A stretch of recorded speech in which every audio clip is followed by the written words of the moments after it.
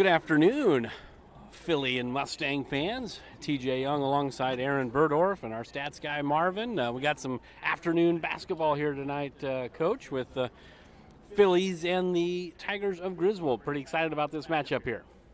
Sure, let's play basketball. Woo-hoo! The one day this week that we might actually see the inside of a school building. So the opening tip is won by Shenandoah. We're going to get started fast as Denton double dribbled and traveled, and they called the double dribble, not the travel. So we're going to go the other way. Rough start, but we're just 6 seconds into the game. We're good. We're back on the air, folks. Did you miss us? We're being Probably back. not. Shenandoah in their 1-2-2 3/4 court press, and Griswold breaks it pretty easily there.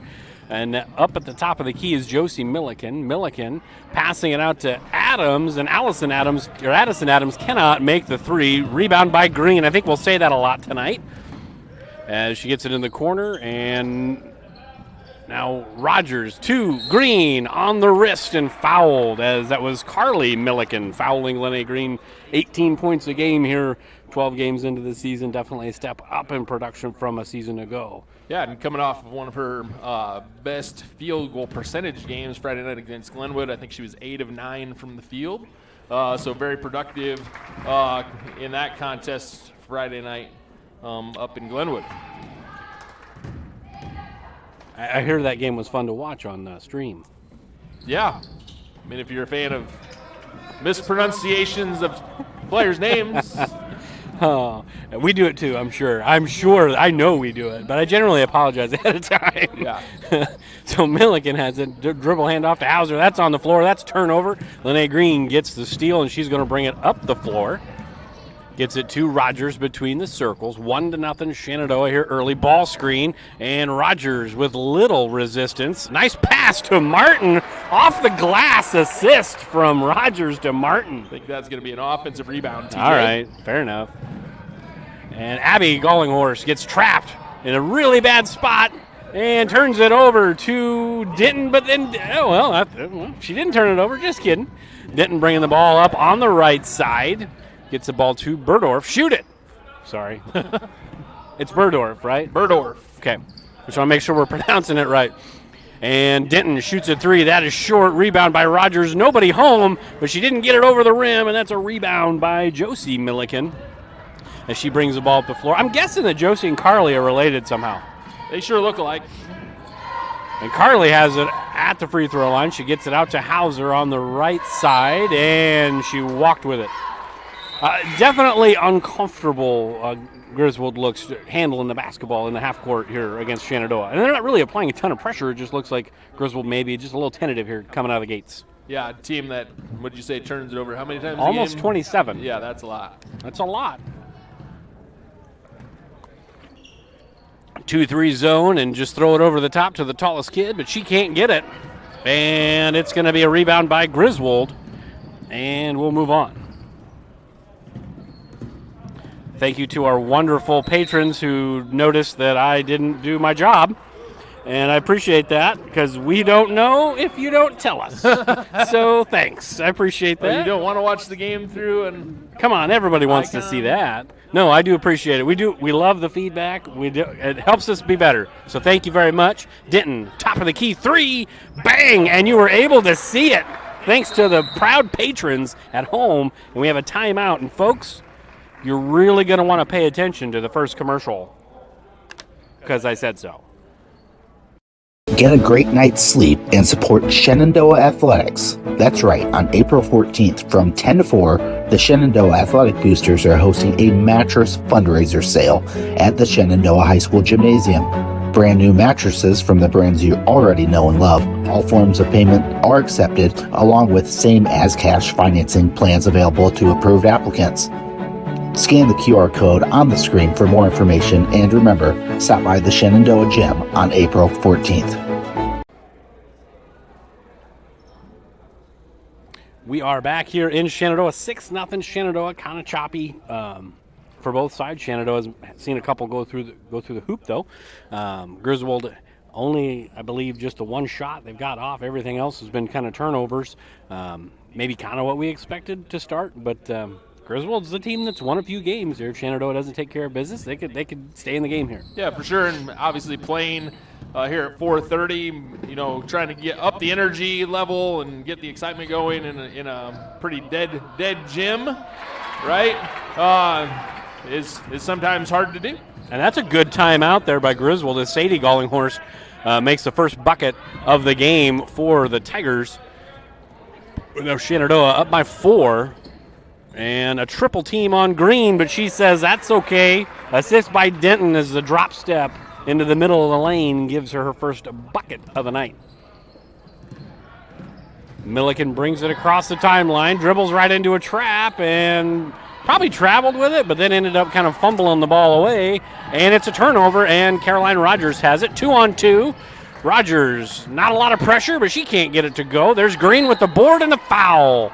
That'll be 2 on Carly Milliken, and that might be a big deal. Their third leading scorer, their leading rebounder at almost 10 boards a game. She's probably going to have to sit here for the rest of the quarter. Yeah, their most experienced post player with any type of size to match up with Green on the inside. And they're going to keep her in the game, Coach. Gutsy move. Guess you kind of have to. I mean, there's just nobody else on their roster that's going to match up. Sure, with Green agreed. on the inside. Agreed. So, kind of have to leave her in the game and see what happens. Green able to split the pair, and fortunately, everyone at home can see the beautiful picture now, thanks to our huddle camera, and thanks to our amazing patrons and viewers who watch from home. We do appreciate that. At least we know somebody's watching. As a backside pass and shot by Abby Gallinghorst. And the Gallinghorsts have 4 points. The Phillies have 9. Martin has the ball, gets it to Fouch. Fouch kick to the top of the key. She does.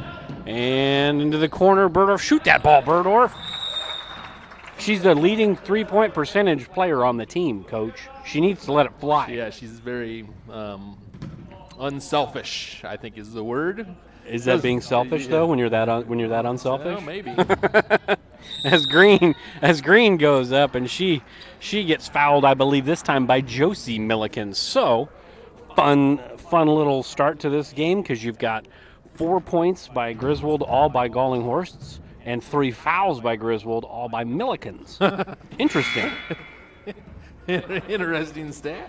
Yeah, I mean you can't make this stuff up. You can't. I mean, it could, but now we know people are watching. We can't script things like the NFL did in the postseason. Oh, stop it. And Green again splits the pair. She's got 5 to lead all scorers. And it's going to be Hauser getting the ball into the corner to Gallinghorst. She shoots a floater up, and that's no good.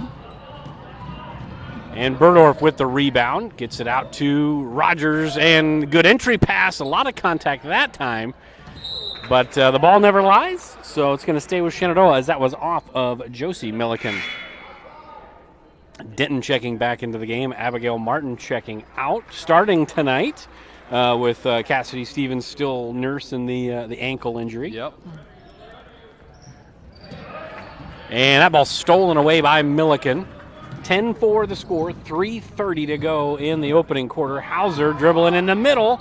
She shoots up a mid-range J and knocks it in. So my stat I gave you a minute ago is all for naught now as Amanda Hauser knocks in a bucket, and there's breaking the pressure. Nice feed, and a nice bucket and a timeout by Coach Weinrich with 3:20 to go in the first quarter. Phillies doubling up. The Tigers will be back in 30. For over 30 years, Pella Corporation has proudly supported the communities and neighborhoods they call home. As one of the largest employers in the area, they believe in investing in their community, creating opportunities, and shaping a brighter future for all. Visit www.careers.pella.com to explore exciting possibilities and see what job opportunities could await you. Again, www.careers.pella.com. We're back here in Shenandoah. Griswold with the ball, taking the ball out of underneath their own basket. Hauser has the ball, bringing it up the left-hand side, and she's getting hounded by Rogers, that senior on freshman there. Hauser dribbles all the way around to the right side, picks up the dribble, and gets it taken away by Chloe Denton. Denton brings the ball up the right side. Shoot it, Burdorf. Just kidding. Fouch will shoot it. That's long, but the backside rebound by Burdorf because she watches the program. Friend of the program. She knows 3 out of every 5 are going to end on the backside. She does watch the games after every game, and not for our entertainment, but for her own education. Stop it. Quit it. You know she's just watching to hear the nuggets that we drop. Or the mispronunciation of her name in Glenwood. So Burdorf misses the front end. That's 2 fouls now on both Millikens. Josie sitting down and Carly, who's already sitting down. So, like you had mentioned, not a lot of depth maybe in height. As, again, splitting the pairs. Shenandoah doing that here in this first quarter, splitting the pairs of free throws. This game could be 19-20 to 6 here, but the free throws aren't falling in right at the moment. And we got some new folks in there. Harrison passed the ball to Abby Gallinghorst. Gallinghorst to Harrison, shoots 3. That got blocked and picked up by Fouch as Fouch gets it to Denton, and Shenandoah looking to extend their lead. And Fouch now at the top of the key gets it to Burdorf. Martin, she'll put it up. No good, but there's Green with her 15th rebound of the first quarter, and she knocks in a bucket. She's got 9. There's just nobody there that can guard her. No, nobody's gonna be able to stop that tonight down low for Griswold. And Gallinghorst dribbles middle. Harrison picks up her dribble, gets it out to Gallinghorst. 3, got it to go. Big shot. And it's 15-9. Griswold just kind of hanging in there here with just under 2 minutes to go in quarter number 1. Fouch gets it up to Green in the corner. And nice post-to-post pass. And the 1-foot swish from Jenna Burdorf, assist by Lene Green. Just like she drew it up. She's probably looking directly through the bottom of the net when she shot that. Those good angle. Those warm-up shots that you take from right underneath the rim. That's right. Oh, ball stolen away from Gallinghorst by Fouch, and Denton bringing it up the floor. Denton pulls the ball back. Fouch nearly saved it, but Gallinghorst was there to pick it up, and then a foul on Abigail Martin. Probably not a bad foul by Abby Martin there. You save maybe a potential fast break layup there and get a chance to set your defense up, but kind of a sloppy offensive possession there for Shenandoah that time.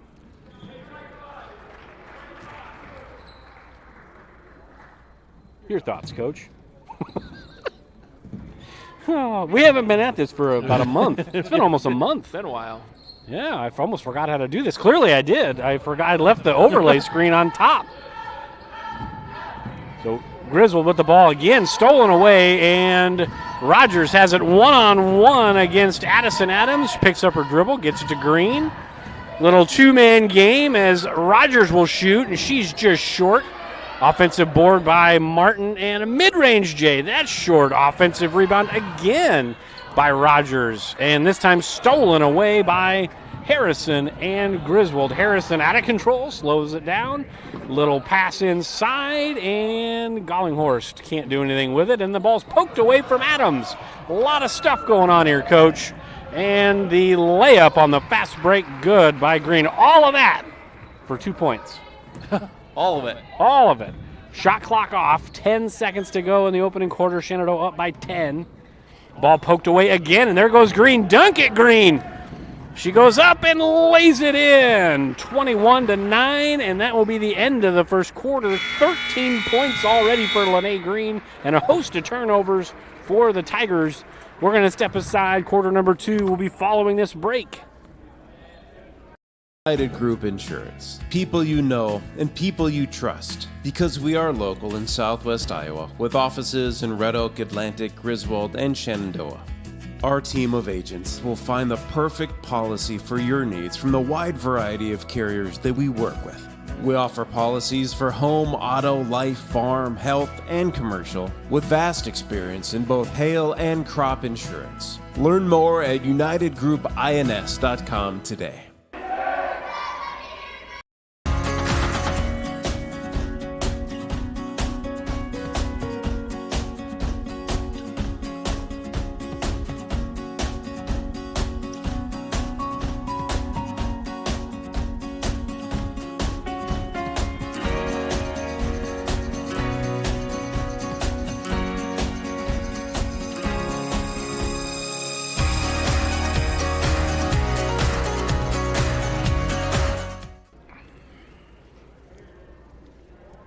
We're back here in Shenandoah. 21-9. Phillies out on top. Coach, how was your Christmas break? How was the holidays? It was good. Yeah, quiet. Didn't have to do really anything over break, so that was nice. Yeah. Went to Sioux Falls this weekend to celebrate the rest of Christmas. So. Nice.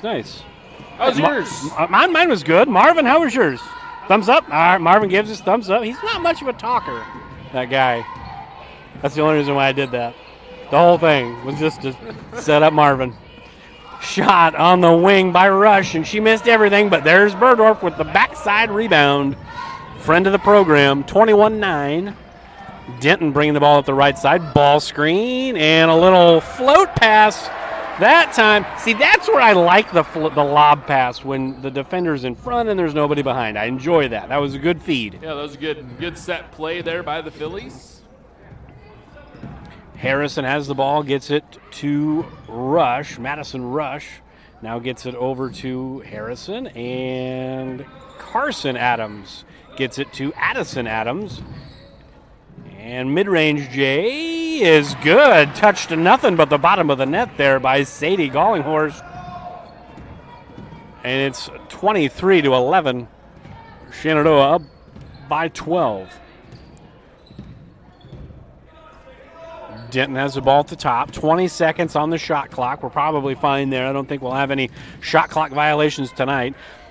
Take by Denton, no good. Rebound by Addison Adams, and the Tigers looking to push. And there's the first foul of the second quarter, this time by Chloe Denton. Second foul overall on Shenandoah, 4 on the Tigers so far. Just 1 in the quarter, though. But it's staying pretty close, Coach.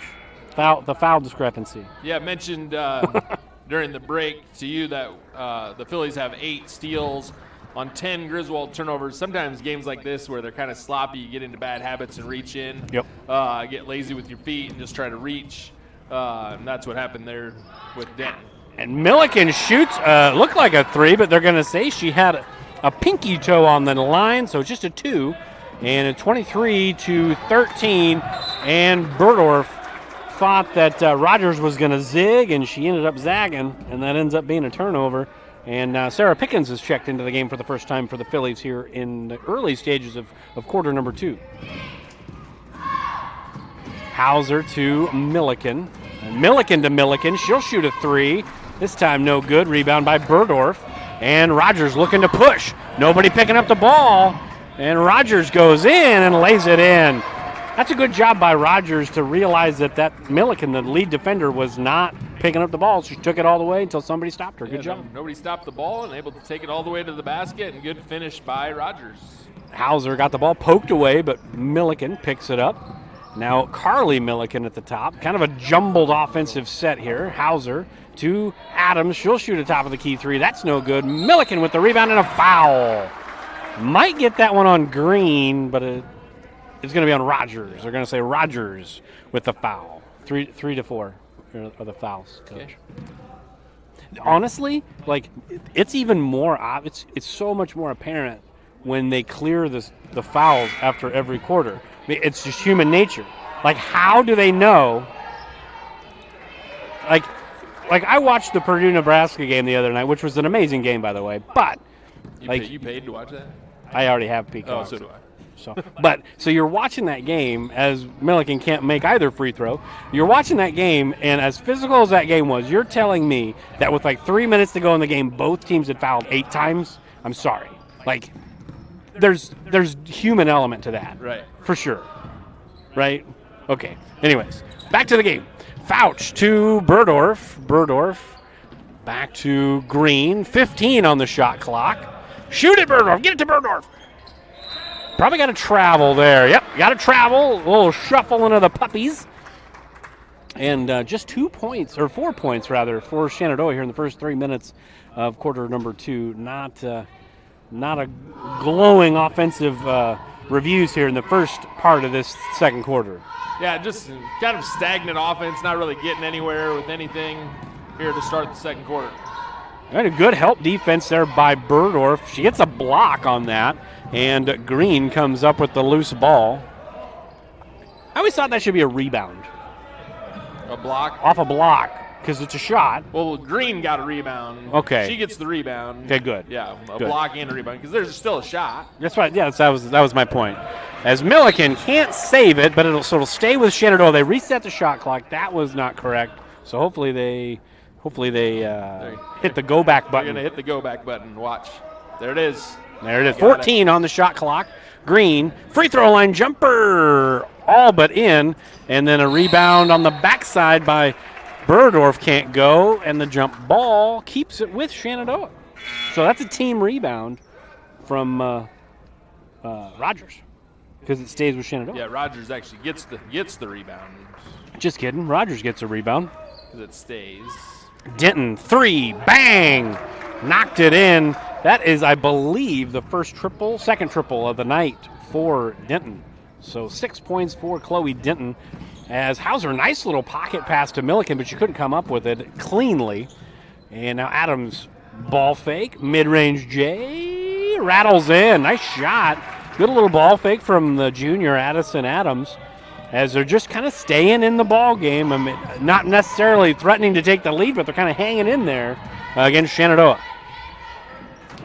Green, drop step, not a lot there. Kicking it out to Denton. She'll shoot another 3. And I feel like, yep, the door, somebody opened that back door over there.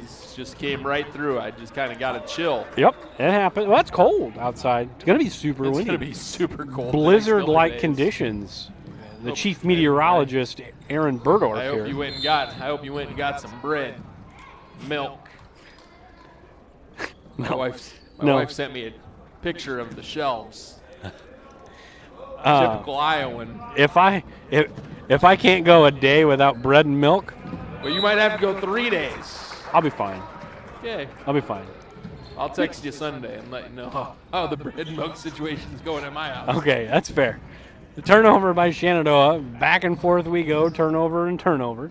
Hauser definitely traveled, and it's kind of been a thing here tonight. Just like you said, it's an afternoon game instead of an evening game. Maybe the energy's not here, the atmosphere's not here. It's just kind of sloppy most of the way around. Yeah.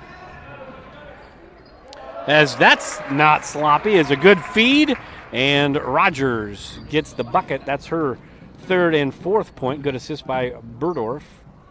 Adams, 3. That's good. The bank is probably still open, as a matter of fact. The drive-through. Yeah, a couple more minutes. But drive-through by where I work, they're open till 5. That ball's stolen away. So here come the Tigers. But then there's Fouch after a poor pass there by Hauser. Hauser, as a note, averages 5 turnovers a game. Although she's also their leading scorer. So you kind of take the good with the bad there. Fouch, 3, top of the key. That's off the heel. And they're going to get a foul on Caroline Rogers. And, Coach, you want to take a guess at what the foul? I bet you it's even. It's absolutely even. 4-4. We have played 14 minutes in this game, and both teams have fouled the exact same amount of times. It's crazy. It's unbelievable. That's crazy. It's the crazy things that end up being the most true. Mid-range jumper. Nobody picked up the ball, but that draft that hurt Chloe Denton actually hurt Gallinghorst right there the other way. Denton was really long, and Gallinghorst ended up being really short. It was going opposite directions. Denton floats it in, quadruple teamed, and kick out, no good. Backside rebound, fought for, and won by Griswold. So Milliken moving the ball at the floor. It's Carly Milliken, for those of you scoring at home. Gets it to Adams. Adams on the drive, good little poke away by Martin. And Denton brings the ball up, gets it to Fouch. 30-18, one-on-one. That's easy pickings. And 32-18, when you get one-on-one down there, it should just kind of be an automatic tonight. And Green took advantage of this third foul on Milliken. Yeah, good job by the Phillies to push the pace there. I feel like they've kind of played slow. You've talked about the pace of play earlier this year, and I feel like the Phillies are just kind of dragging along here.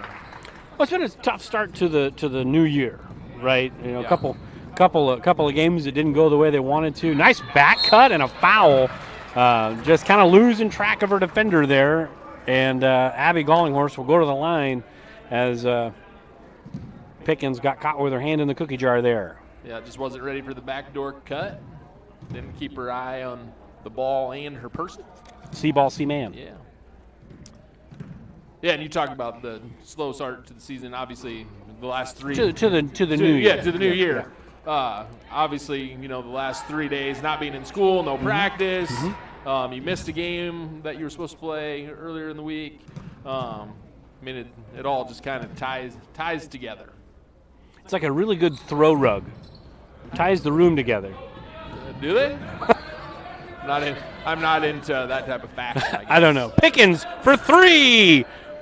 In and out. Rebound by Green. And can't get it. Another rebound by Green, and she got it.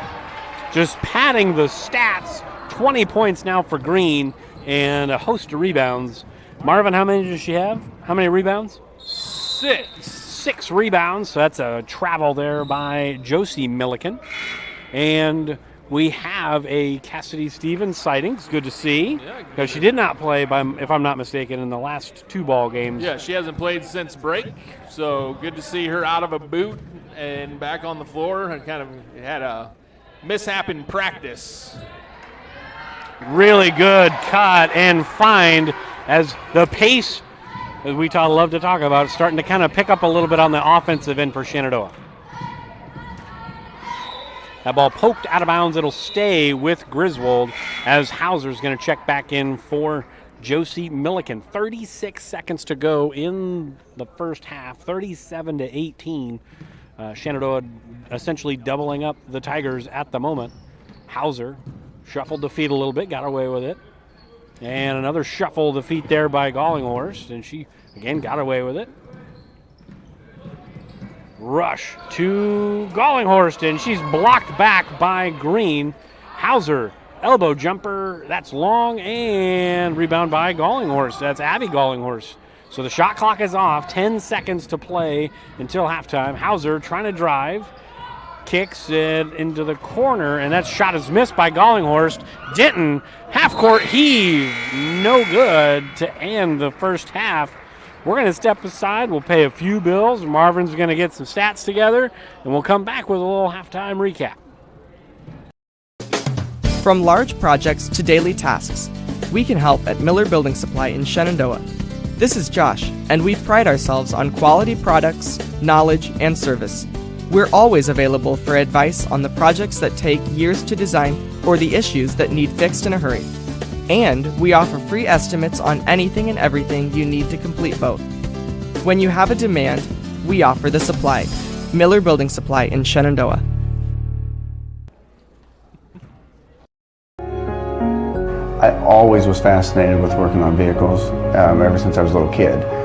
I went to college for it, and it's just fun. To me, it's like an adult with a puzzle. When you can take the vehicles apart and you put them back together. The most rewarding thing about our business is just having customers be happy when they leave.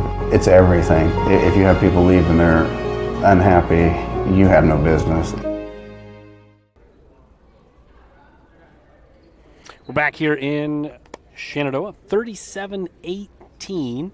As you maybe just getting home from work, getting settled in, you sit on the couch, you pop on some YouTube, and you listen to the silky smooth sounds of Coach Burdorf, and then you have to listen to me.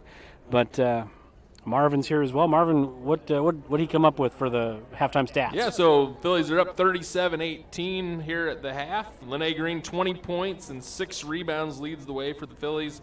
Caroline Rogers and Chloe Denton both with 6 points apiece. Chloe Denton, all of her 6 points have come at the three-point line, those 2 threes. And then Burdorf has 3. She has 5 rebounds to go with those 3 points. And Abby Martin has a bucket and a couple offensive rebounds.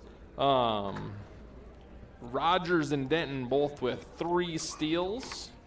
And Green has 2 blocks. Burdorf has 1. And a handful of assists from a couple different people. So, yeah, good score at halftime, but like we said, the energy level has to come up for sure and just play at a different pace. I'd like to see them play at a different pace here in the second half.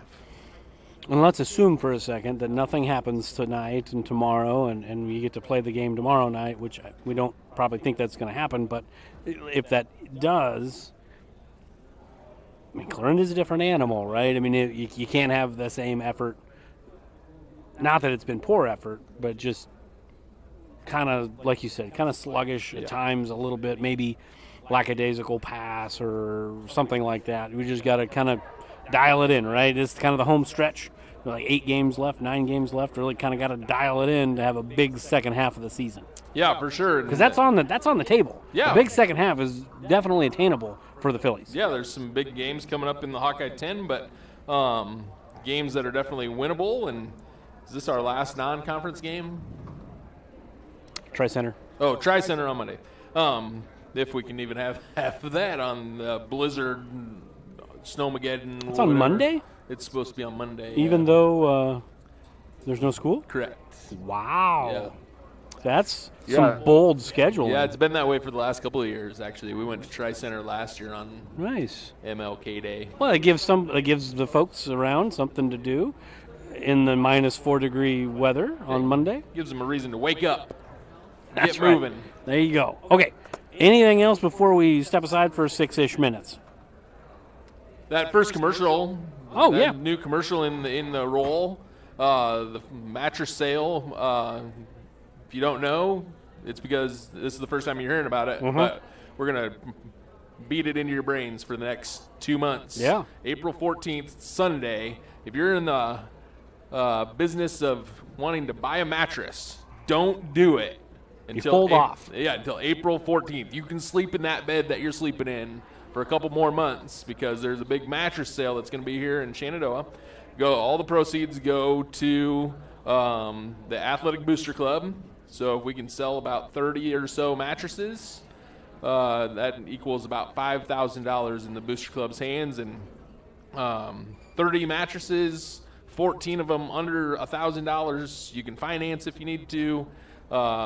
They are name brand beds with the list price. And they'll be on site, right? They'll be on site. So you can come in and test them out. You can't take the bed home with you, Nope. but you're going to be able to test out the bed to see if that's for you, and they'll deliver it to you and all that fun stuff. Yeah, so you can either have it shipped to you, and so you get it off the truck and drag it in your house yourself, or you can have the company deliver it to you, bring it into your house for you. That if you have it shipped to you, you'll get it in about a week. If you have it delivered to you, it'll be 3-ish weeks or so before it gets delivered to you. But yeah, so put that on your schedule. Sunday, April 14th, 10 a.m. to 4 p.m. right here in the gym here at the high school.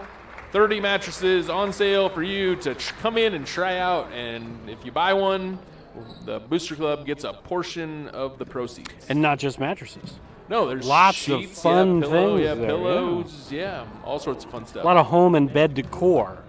Yeah. See what I did there? Yeah, I like that. Okay. Well, I'm sure.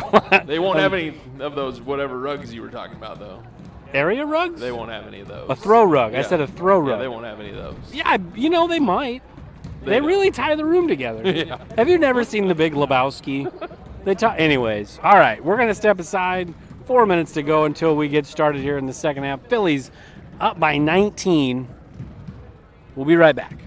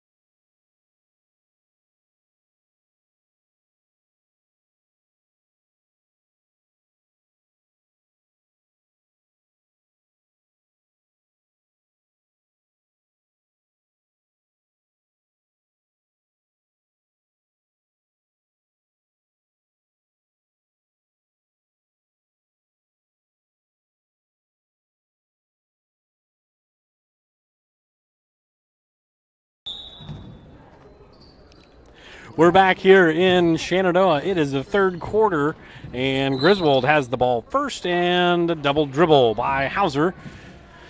So it'll be Shenandoah ball with 9 seconds gone by here in quarter number 3. And a little tempo press, and nobody guarding Abigail Martin, and she dunks it down. Good pass ahead, and an easy bucket for Martin and the Phillies. Hauser has it for the Tigers, brings it over to the right wing, gets it to Gollinghorst. Hauser going middle, and gets it stolen away by Martin. Martin gets it to Denton, and Denton's on the move. Just kidding. Picked up her dribble, and now Burdorf gets it across the timeline. Shenandoah looks like they want to get into a set here. And Rogers puts it up and in. That was just a strength shot there, just a senior against a freshman. Yeah. As Hauser going up, going in, no good. Maybe had some contact there, but no call.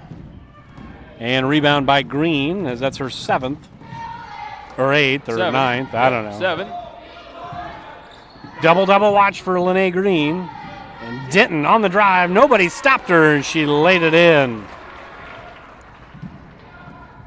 A lot of gravity around number 50. And when you got to drive and you're the help defender and you're guarding number 50, it's hard to get away from there. As that goes in, and that's now 22 points for Green, right? 22? Yeah. No, that wasn't Green. No, Just kidding. That was Milliken. Milliken. That's Green. That's 22 points for Green. I'm all confused. It's the first game of the year for me. That's all right. 6 minutes to go in the third. Milliken's 4th point. 4th. Hauser, top of the key 3. No rebound by Burdorf. That's like 7 for her. 6. That's close, like 7. Close, just math. And it's poked away, but there's Green. Green gets the loose ball. Shot clock didn't reset. Kick it to the corner. Good kick. Shot for 3. No good. Backside rebound by Green. Friend of the program. Burdorf has it on the left wing. Back up top between the circles. Got a little ball screen action here. No, maybe. We'll see. Oh, that eerily similar to the setup of the game tying 3-pointer that sent us into overtime against Atlantic. 3 by Denton. Good. Denton now in double figures with 11, and a timeout by Griswold. We'll take it with them. 48-20, Coach. We'll be back in 30 seconds so we can talk about this.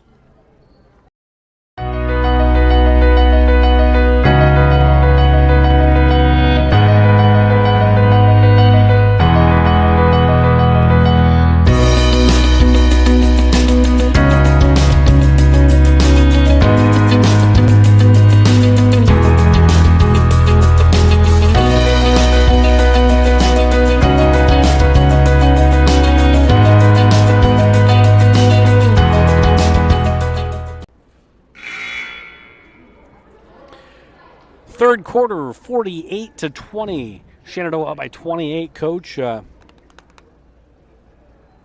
Shots are falling here to start the third quarter. Maybe a little bit more urgency. Turnovers are kind of coming up about the same for Griswold, but Shenandoah seems to have a little more pace there on the offensive end. Yeah, just moving the ball a little bit quicker, getting it down the court, breaking the press, getting some easy looks, and then rebounding a missed shot and putting it back in if necessary. And Gollinghorst 3, that's short. And that's another rebound by Green. 9, I believe, for Green. Green skipped over to Stevens. Rogers has it in the corner. Back to Stevens. And Rogers will fire away and knocks it down.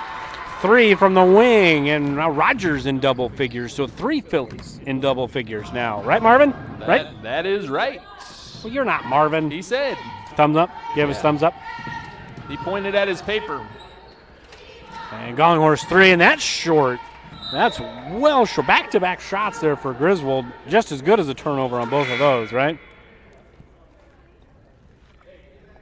As Abby Dumler will check into the game for the first time.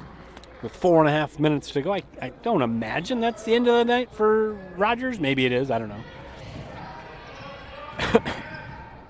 Stevens to Burdorf. Back to Fouch. Dummler. Skip pass to Stevens. Stevens now at the top. Dummler. Nobody in the area code. Can't knock it in. Rebound by Milliken. 51-20 the score. 4 minutes to go in the third quarter. Hauser dribbles once to the left. Picked up the dribble. Pull-up jumper. Rebound by Stevens. Still a little tentative on the ankle, and I don't blame her. What I knew yesterday was that she was not going to play, that she was just going to be out of the boot. So...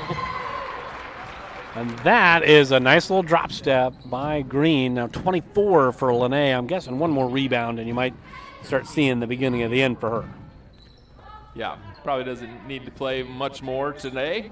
I mean, other than conditioning, because of no practice the last couple of days. Hauser, mid-range jumper, and that one goes. So 22 now for Griswold, 53 for Shenandoah, and it's going to be a 30, so we'll stay here. Let's kind of give us, we got a lot of stuff going on this next week, assuming everything. Let's just assume tomorrow's gone, but the rest of so next week's going to be crazy. Monday, Tri-Center. Which is senior night. Which is still odd to me, but that's fine. Senior night. That's okay. Senior night. Yep. Tuesday, that's a game. At Creston. Okay. Nothing Wednesday. Thursday's the makeup of Red Oak, which is pink out. And then Friday there's a game. There is. Home somewhere against Lewis Central. So 4 games in 5 days, and that's assuming everything goes to plan. Correct. Would we play on a Wednesday? No. We cannot. Well, we're not supposed to. It's okay. church night. No, I understand that. I wasn't trying to, hey, whoa. Yeah. I'm not trying to rock the boat here. I'm just asking a question. Trying to get the games in. Denton back in the game. Missed it off the back end. Could we play on a Saturday? Is that something we could do? For sure could play on a Saturday. As long as both schools were agreed to that. Right. And you could get officials. Right. Gotcha. Drop step inside and a foul as Brenna Ty checking into the game. She's going to go to the line to shoot a pairs. That's a foul on Caroline Rogers. First foul of the second half, if you believe it or not, Coach. Nobody has fouled for 5 minutes and 13 seconds. It happens. And now the fouls are 5-4. There's only been 9 fouls in this game. That's pretty impressive. Or unrealistic. And of those 9 fouls, 3 of them are on Caroline Rogers. And all but 1 foul is combined Caroline Rogers and Milliken's. That's wild. That's wild. Denton skipped to the corner. A little sooner, we got a 3 there. Martin has it, and she loses it, gets it stolen away by Hauser. Hauser trying to take it coast to coast, and she's going to get a foul called on Chloe Denton. She had the other of the 9 fouls. Now she's got 2. So 4 players have combined for all fouls tonight in this game. All 10 fouls. That's amazing. Well, they're saying there's a foul on 44. Is that Martin? That's not right. That's not right. That's not correct. Anyways, I digress. Hauser to Gallinghorst. Gallinghorst picked up the dribble. Not a lot of ball pressure there, but Hauser dribbles with little resistance. Just kind of went right through there. But fortunate for Shenandoah, she missed the shot. And now it looks like Shenandoah looking to get into an offensive set here. Fouch, 3, backside rebound. 1 by Rogers, but they're going to say she stepped on the line. Whether she had help in doing so or not is another story. But it'll be a turnover, and Griswold takes over. I mean, she did step on the line. She did. She might have been helped just a little bit. But. Is a cylinder rule a thing on a play like that? I mean, you're always entitled to your spot on the floor, right? Unless your name is Zach Eady and you're playing against Nebraska. And then you have no cylinder. Nice drive by Adams, but no good. Backside rebound by Rogers, friend of the program. She must watch too. She must go to the Burdorf house and watch after the She game. might have gotten away with a little push on the rebound, but Well, it's kind of the makeup for the no call on the one before. That makes sense. Nobody guarding Denton. Denton fires away. And, wild thing here. Okay, so Chloe Denton makes a three, makes a layup, and then makes another three. And then she goes out of the game, and she's come back in, and she's missed 2 threes pretty badly. Like, she was kind of hot. You take her out. Play the hot hand, right? Just kind of leave her in. Like, what is that one guy, Ezekiel Elliott? What did he always say? let him eat. Yeah, let him eat. Just let him go, right? But I digress. It's just something I noticed. Yeah. Did you notice that? Yeah. Okay. It happens. All right. So some subs into the ball game as Pickens and Callie Bebout will check in. Bebout in for the first time tonight, and Burdorf has checked back in. And that is Burdorf for those of you watching at home and listening at home. I'll say it again, Burdorf, right? You got it. Okay. Denton to Pickens. Nobody guarding Pickens, and she's going to fire away, and she misses short. There is a draft in here. Denton on the drive. Can't get it to go. Fouled on the play by Addison Adams. 6-5 fouls.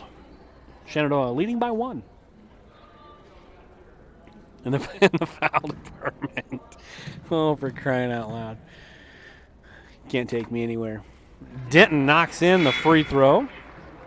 Do you think there's a draft in here? It is kind of chilly up here. We've had so many air balls. Like on both sides. Doesn't matter the direction, doesn't matter the angle. Short, long, all the way in between. There's been lots of air balls. Splitting the pair, but there's Burdorf with an offensive rebound. Pickens back to Denton. Denton on the drive. Little float piece, no good. Off of Denton's hands, and it'll go to Griswold.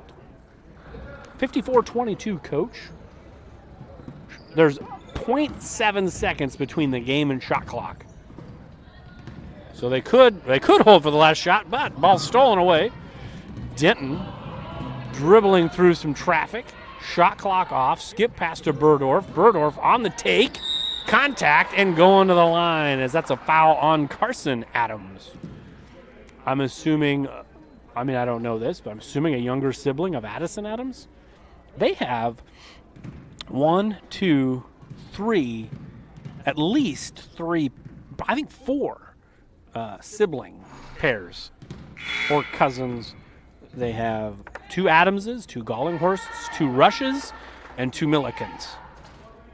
It's crazy. It's, well, I don't know if it's crazy, but Well, it's no. an interesting stat. Right. Interesting little, as Marvin. Marvin picked up on that. Burdorf can't get either. Milliken gets the rebound. Gets it to the other Milliken, Josie Milliken. Milliken to Adams. Adams. Back to Carly Milliken. And shuffle of the feet there by Madison Rush. Little mid-range J, little long there from Riley Harrison. And that will end the third quarter. So Shenandoah able to extend that lead, now up by 32 points. We'll be back in 60 seconds.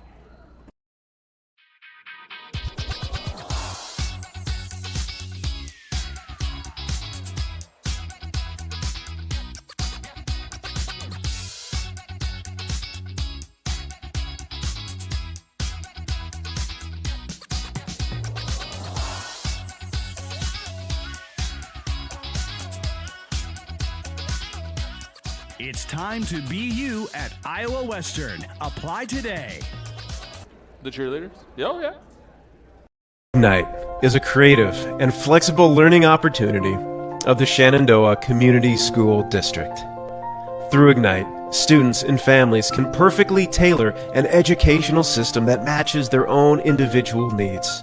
So you might be wondering, who's Ignite for? My name is Caitlin Witcher, and I am a hybrid student with Ignite. I'm Camden Vesley, and I'm an Ignite student. I am Alex Frazee, and I am a hybrid student that has the opportunity to take Ignite courses. Ignite is flexible, accessible, and inclusive of all students K through 12. So the only question is Ignite right for you? We're back here in Shenandoah, fourth quarter, about to begin. Shenandoah will have the ball. All starters, original starters for the season, into the game right now. And Rogers on a dribble handoff, and That's a tough pass. A tough pass because it was high and hard, but also there were 3 blue jerseys in there, so Berdorf catches it. Not maybe a lot she's going to do with it in that situation there. Right. Yep. There's another one just absolutely not, just nowhere close on these shots, but Milliken gets the rebound and the putback. Stevens gets it ahead. Denton gets it between the circles. Ooh, picked up the dribble, needs some help. Gets it from Denton. Top of the key, 3 from Stevens, no good, but there's Berdorf. She's close to double figures, I imagine. A little body bump there by Josie Milliken, and that will send Denton to the line. I like the drive. I don't hate the shot there by Stevens. It was kind of a slow possession to get going, but it ended up getting some action out of it there as Denton goes to the line and knocks the first one down. How many rebounds does Berdorf have? She has 9. So she's tied for the team lead. She is. With Green, who's 1 rebound away from her 150th double-double. Close.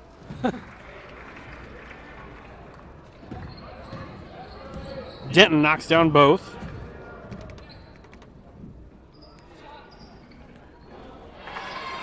And a 3-ball goes down. Addison Adams. By Addison Adams. Thanks, Coach. You bet. I was texting. Yeah. My wife asked me if I wanted bread and milk. No, I'm just kidding. I'm sorry.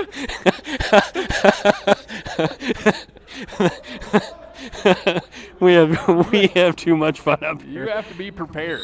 No, she didn't say that. She is going to the store. She said, "Do we need anything?" And you said bread and milk. I did not. I did not say bread and milk. I cannot believe you wouldn't say bread and milk. No. We freeze our bread. We're crazy. Oh, okay. Shenandoah with the ball up by 29, and then a jump ball is going to be called, and it will go to Griswold. So going to be a turnover. We're one of those crazy families that freeze our bread. So you stock up well in advance. You're like, no, it's more like we forget to look if we have bread when we buy it, and we're like, oh, we already have a loaf. So throw it in the freezer. So it doesn't get ruined. And that's happened enough over the years. As the 3 goes in, it's happened enough over the years. We've got a couple loaves of bread in the deep freeze. I gotcha. Speaking of deep freeze, did you take advantage of the Fairway meat sale last week? No, I did not. There's Green's 10th rebound and the putback. It was 50 for 50. It was a crazy deal. Really? Yeah, it was crazy. It was amazing. You couldn't help but buy it. You went in, you had to get something. Had to get it. It was wonderful. Support local, folks. Fairway, the best meat in town, unless you're shopping at the other places, and they're good too, because they're all local. We love them all. Ball stolen away, and now Shenandoah, who's up by 28, as they get a little skip pass. Shoot it, Berdorf. And there's Rogers. She's not afraid. She'll let it fly. Backside rebound. Berdorf trying to get 10. She's going to get a jump at least, and it's going to stay with Shenandoah. Is that a team rebound there? Well, because she had her hands on it, does she get the rebound? I don't know. We'll give it to her. So she gets 10 because she's going to come out of the game. And she's not going to come back in. She will not come back in. She landed on it. She's been nursing an injury on her hip. Well, you don't want to tell people that. There's other people are scouting. She just landed on it again. 3 from Rogers. That's off. Rebound by Gallinghorst. You know that other teams scout watching our broadcast, not Huddle, our broadcast, because it's just way better. It's true.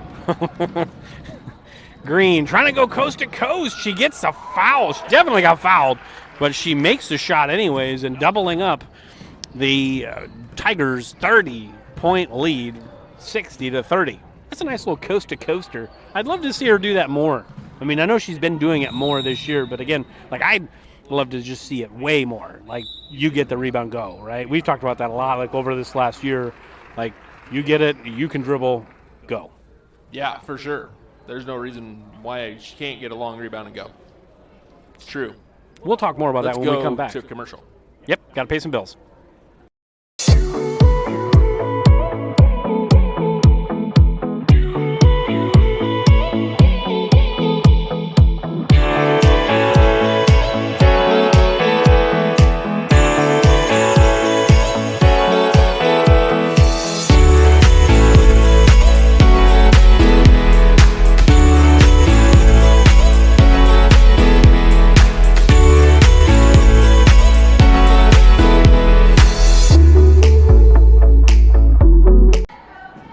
I don't drink them.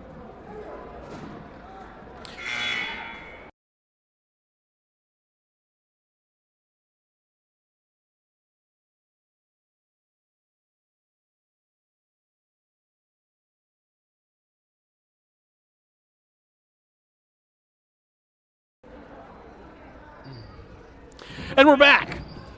Just under 5 minutes to go in the game. And looks like you got Chloe Denton and Lene Green, but the seniors are out. So Pickens and Dummler and Fouch in. Dummler, 3 in the corner. She got it to go. So Abby Dummler in the score column here in the fourth quarter of the ball game. 63-33 from Griswold's no good. Probably could have got that rebound. Yeah, why don't you grab that? Grab the rebound.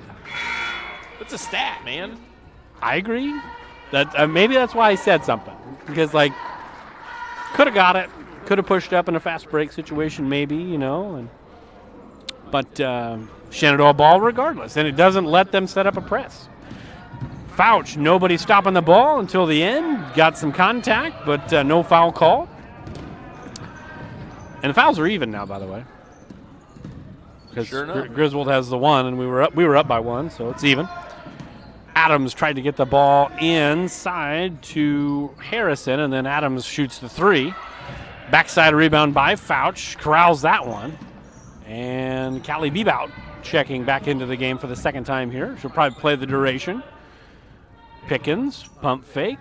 Dummler, 3, corner, got it. So back-to-back triples for Abby Dummler. 3-ball, corner pocket. I haven't said that all year. Good drive by Adams, but no good. Rebound and put back by Ty, no good. And Shenandoah up by 36, so the 35-point clock will be in effect for the remainder of the game. Pickens to Fouch. She'll shoot a 3. No good. Rebound by Ty.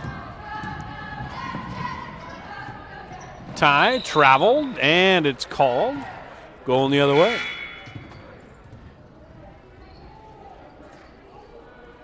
As the clock is a-rolling. Under 3 minutes to go in the fourth quarter, unless this game gets tied up and we go to overtime. Well, the fourth quarter is still only 2 minutes, 45 seconds.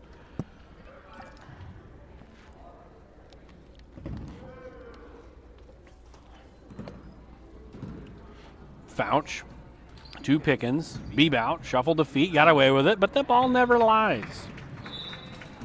When you shuffle the feet and you get away with it, sometimes that happens. Sometimes.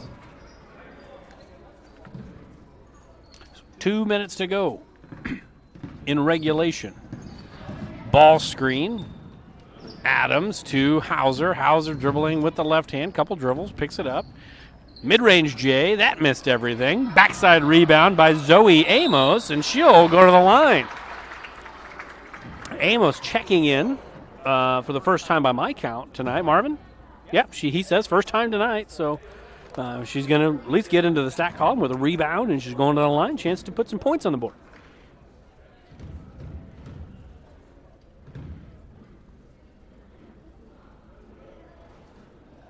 First free throw, no good. Did you ever watch The Office? I mean, on and off. Do you ever remember the episode where they played basketball in the warehouse? No. Okay. Well, Michael Scott, the boss, has a free throw routine, which is hilarious and stupid over the top. Okay. And this has nothing to do with it. Just happened to remind me of it. There is a kid I saw on a Tickety Talk that actually did it during a game. Yeah. It was hilarious. And he made the shot too. But it was super funny.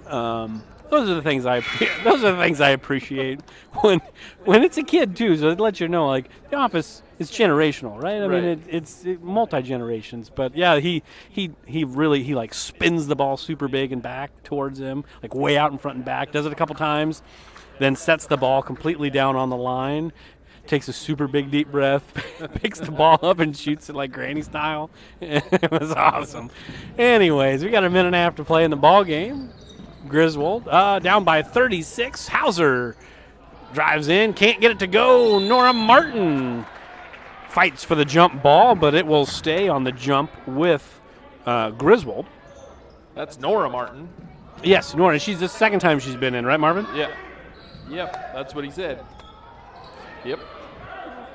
And a lot of contact there as Bristol Wyman, freshman, checking into the game for the first time. She got rejected twice on the same shot. A lot of slap. A lot of slapping. Yeah, there's a lot of slap. Maybe could have called a foul there, but they didn't. And a tough pass, stolen by Ty. And Adams will shoot a three in the corner. That's off of the top of the backboard. Wyman with the rebound. And Gallinghorst goes middle. She traveled, got away with it. Wyman goes for the bank shot, no good. Rebound by Dumler. Did you not see that travel? It's travel. Okay. I mean, it was just so slow that nobody noticed. Mid-range J from Pickens, no good. Rebound by Ty. Less than 10 seconds to go in the ball game. Looks like Shenandoah is going to get away with this one. They're going to sneak out with a victory as the final horn sounds. And Shenandoah comes away 66-30, the final score. And we're going to let Marvin tally up everything, and then Coach Burdorf will come back and give us some stats here. We got a boys game to follow. That should be a good contest, but we'll be back in 60.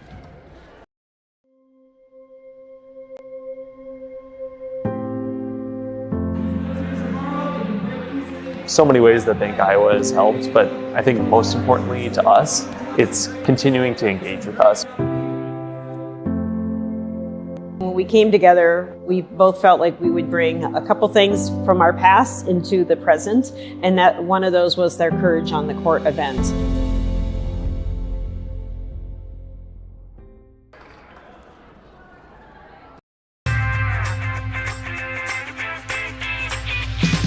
Here it is.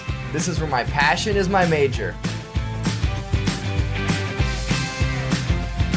With more than 80 areas of study, dozens of clubs and activities to choose from, and advisors who ask the right questions and offer support, it's easy to be you at Iowa Western.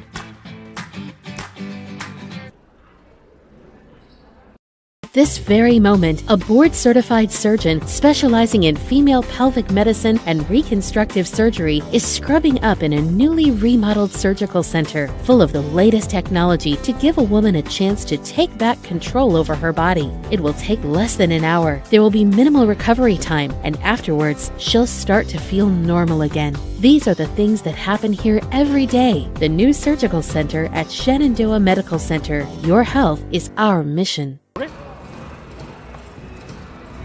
We're back here in Shenandoah. Marvin is finished. It's a new year, but it's the same old Marvin. He's got everything down. He's ready to rock and roll. Coach, take us through the final tally. Yeah, final score 66-30. Phillies on top of the Griswold Tigers. Griswold's led by Carly Milliken with 9 points. Addison Adams added 8. Gallinghorst, Abby has 5 points. And then Hauser and Sadie Gallinghorst both finished with 4 points apiece.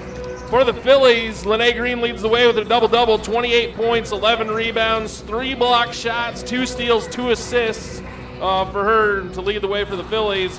Chloe Denton knocks down 3 3-pointers on her way to 14 points. She led the team in steals with 4. She also had a team-high 3 assists. Caroline Rogers finishes with 11 points and 5 rebounds. Abby Dumler hits the 2 threes there in the fourth quarter to finish with 6 points. Abby Martin finishes with 4 points. Jenna Burdorf finishes with 3 points and 10 rebounds. Kylie Fouch coming off the bench had 5 rebounds for her stat category. So everybody that played had a stat of some type tonight, including 1 quarter played. Yeah, that's good, and that's great. So we're going to put that baby to bed. Any final thoughts on the game that we saw, or do we want to do a full game wrap-up at the end of the boys? Yeah, let's just wait. Okay, so we're going to step aside. It's probably about supper time for those of you at home. It's about 5:40, so we're going to go away for about 12 to 13 minutes. We'll come back for the boys' game, finish up your cooking, and eat your food, and come back and watch the nightcap. We'll be back in about 12 minutes.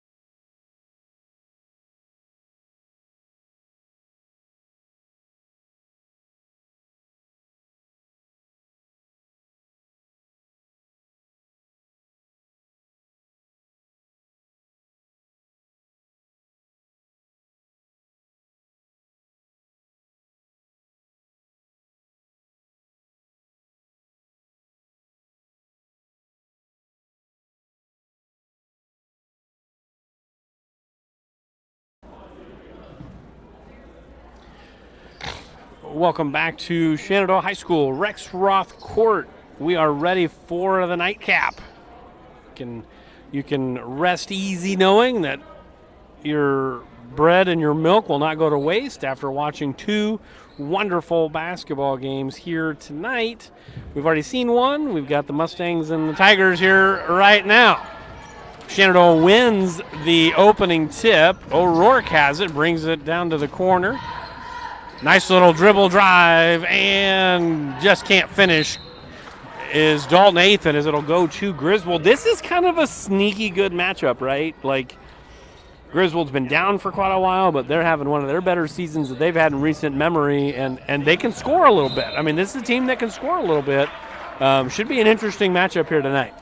Yeah, it'll just come down to kind of pace of play for the Mustangs versus the Tigers. The Tigers will they only got 6 guys. Yeah. So we'll see what happens. As Wyman shoots a 3 in the corner for Griswold, and that's no good.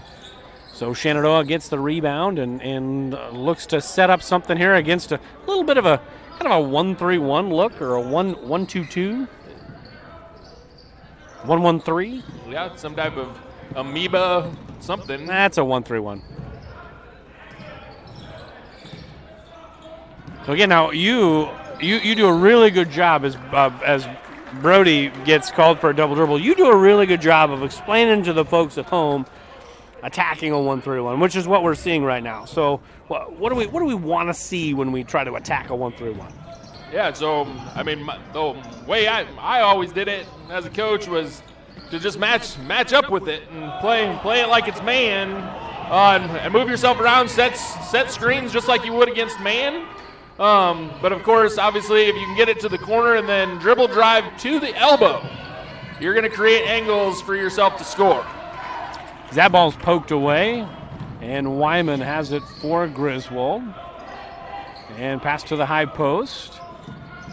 Good ball movement here as Lockwood gets the ball poked away, but Wyman picks it up in the corner.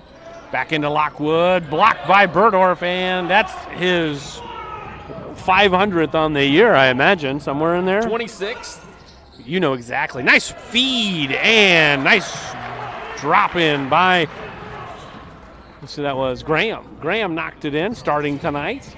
Starting the last few games, but starting tonight as well. Wyman, 3 on the wing. That's short.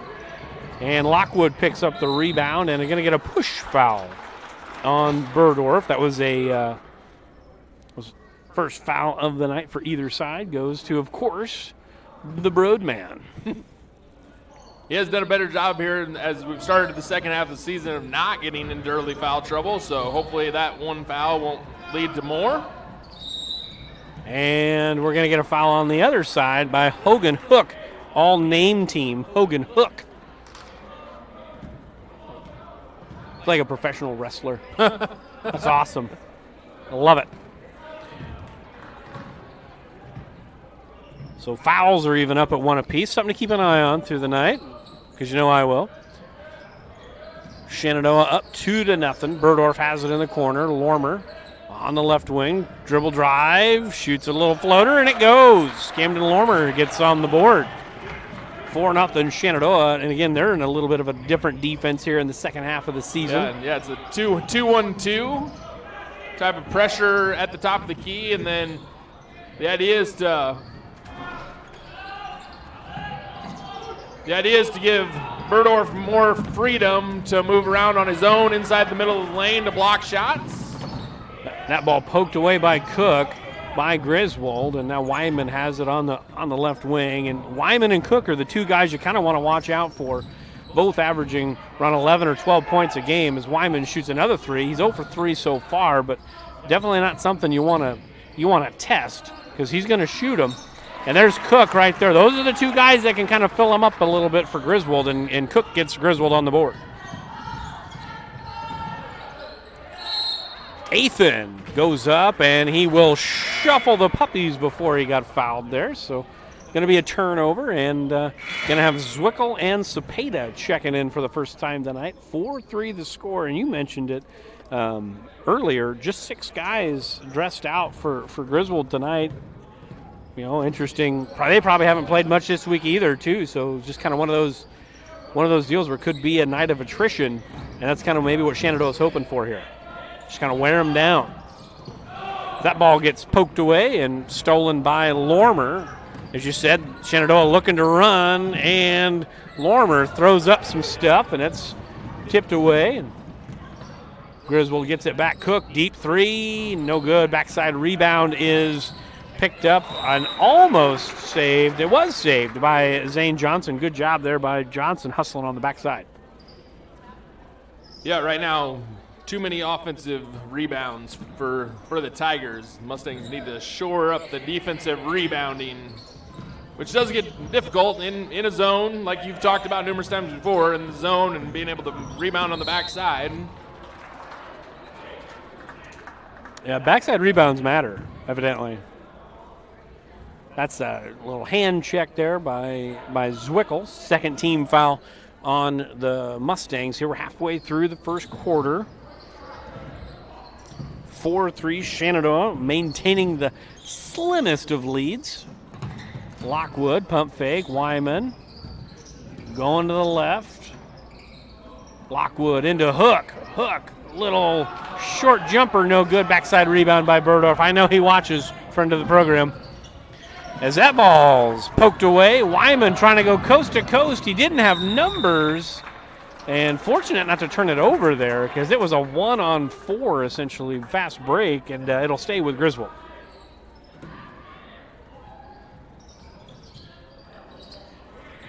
Johnson gets the ball into Cook for Griswold. 30 on the shot clock. Johnson to Wyman. 3, corner, bang. So Griswold has made just 2 baskets in the first 5 minutes of the game, but so has Shenandoah. It's been a very offensive, inefficient first 5 minutes of the game for both sides. Or just really good defense. One of the two. Cepeda in the short corner. Looking for a friend, finds Burdorf. Burdorf, little floater. No good. Rebound by Cepeda. Can't get it to go. Zwickel fighting for the rebound. It'll be off of Cook. It'll stay with Shenandoah, which they should have 35 seconds on the shot clock because the shot clock shouldn't start until possession is maintained. Right, nobody actually got the ball. It won't matter. There will be a shot or a turnover well before 32 seconds go by. Burdorf has it to Lormer. Lormer, a little one dribble pull up, no good. Rebound by Hook. It's a great name.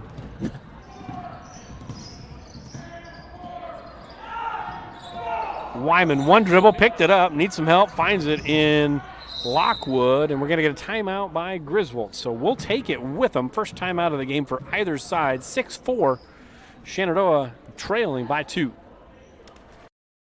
For over 30 years, Pella Corporation has proudly supported the communities and neighborhoods they call home. As one of the largest employers in the area, they believe in investing in their community, creating opportunities, and shaping a brighter future for all. Visit www.careers.pella.com to explore exciting possibilities and see what job opportunities could await you. Again, www.careers.pella.com. We are back here in Shenandoah, 6-4. Creston with the lead. 2.5 minutes to go in the ball game, or in the first quarter, rather. Silly me. Wyman gets the ball on the inbounds. Johnson travels into the middle of the lane, can't get it to go. Rebound by Lockwood on the offensive side. He'll shoot a mid-range J. That's no good. Backside rebound by Juan Cepeda, friend of the program. Shenandoah. Again, offensive rebounds by Griswold happening again, but Shenandoah was able to get away with it there.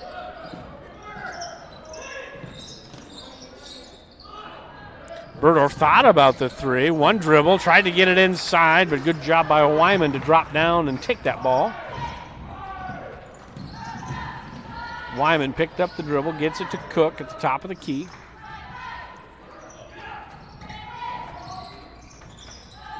Now it's Wyman again on the dribble drive. Gets it to Lockwood in the corner. And it's going to be a foul. called on Burdorf. That'll be 2 on the Broad man. And you know, foul or no foul, that's fine, whatever. But I think he's so long that that draft is real. That draft is real tonight. But he's so long, I don't know if he needs to belly up with somebody to be in his business. Right. Like, he's got these long, like, giraffe arms. Like, giraffes don't have arms. But you get my point. Right. Like he just needs to. Like, his arm length away is way further away than everybody else's. Like, I don't think he needs to belly up with somebody and then get into a position where they may call a foul. Would you agree with that or no? No, I would agree. Like, he's really long as Wyman gets the steal, but he missed the layup. You kind of could see that coming on the left side there. So 7-4 is the score, and there's the crafty lefty, and Ethan gets the ball poked away by Lockwood, and 7-4, Coach. Offensively challenged, both sides offensively challenged here. Just 4 made baskets total in the first 7 minutes of the contest. And that's not going to help, as that ball was blocked and then off of Hook's leg, as we're going to go the other way. A lot of stuff to digest here, Coach. Or not. I mean, I don't know. No, yeah. I mean, Griswold's kind of in this little 1-3-1 or sagging 1-2-2 or whatever they're in. They're pretty much saying, you're not going to score around the basket. We're going to have 4 guys around the basket, and we're going to be quick enough to get out and cover you at the three-point line. Cook takes the errant pass, and it's blocked from behind by O'Rourke to save a layup, and then O'Rourke gets it at the top, but then they're going to call a foul maybe on the body? Yep, a push on the body. So, but give O'Rourke credit to hustle back to save a fast break layup, and now going to make Johnson earn it from the line. It was a good foul. At the 50% free throw shooter, say it's a good foul. He's probably more than 50% on layups. It's true. Probably. And hey, numbers never lie. 50%. So 8-4. 3-second difference between the shot clock and the game clock. O'Rourke, that's a good aggressive drive, but it didn't hit anything. And then Johnson gets the loose ball. Now Wyman has it. Shot clock off. Wyman could hold for the last shot. Ball poked away. Just sloppy both sides here offensively. Shenandoah switched from that 2-1-2 or however you want to call that. They're playing man-to-man now. Maybe not on this baseline out-of-bounds play, but they had been the last few possessions. But, yeah, Shenandoah not quite haven't figured out that 1-3-1 just yet. Give it some time. Still early. And Hook on a nice little give and go to Cook, but good recovery there by Lormer. Wyman, mid-range, little floater, got it, 10-4. And there is now 8 seconds to go in the quarter. And Zwickel will shoot a 3. That's good. Got it to go. Big shot, needed it. So at the end of the first quarter, Shenandoah trails, but they make that 3 at the end and now trail just by 3. And folks, turn those volumes up on your phones, your iPads, or just your televisions, because this commercial is very important. Get a great night's sleep and support Shenandoah Athletics. That's right, on April 14th from 10 to 4, the Shenandoah Athletic Boosters are hosting a mattress fundraiser sale at the Shenandoah High School Gymnasium. Brand new mattresses from the brands you already know and love. All forms of payment are accepted, along with same as cash financing plans available to approved applicants. Scan the QR code on the screen for more information, and remember, stop by the Shenandoah Gym on April 14th.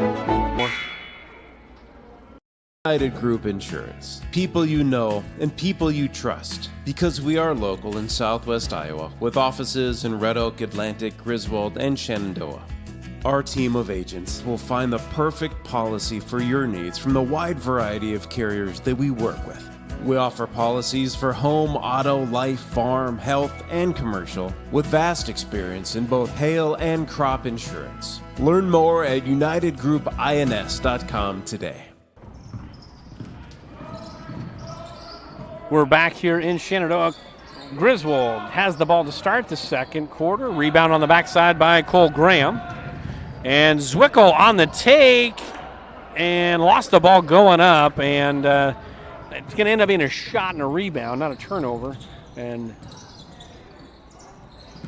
a lot of hands and teeth in the way there as Johnson was trying to thread the needle to Braden Lockwood.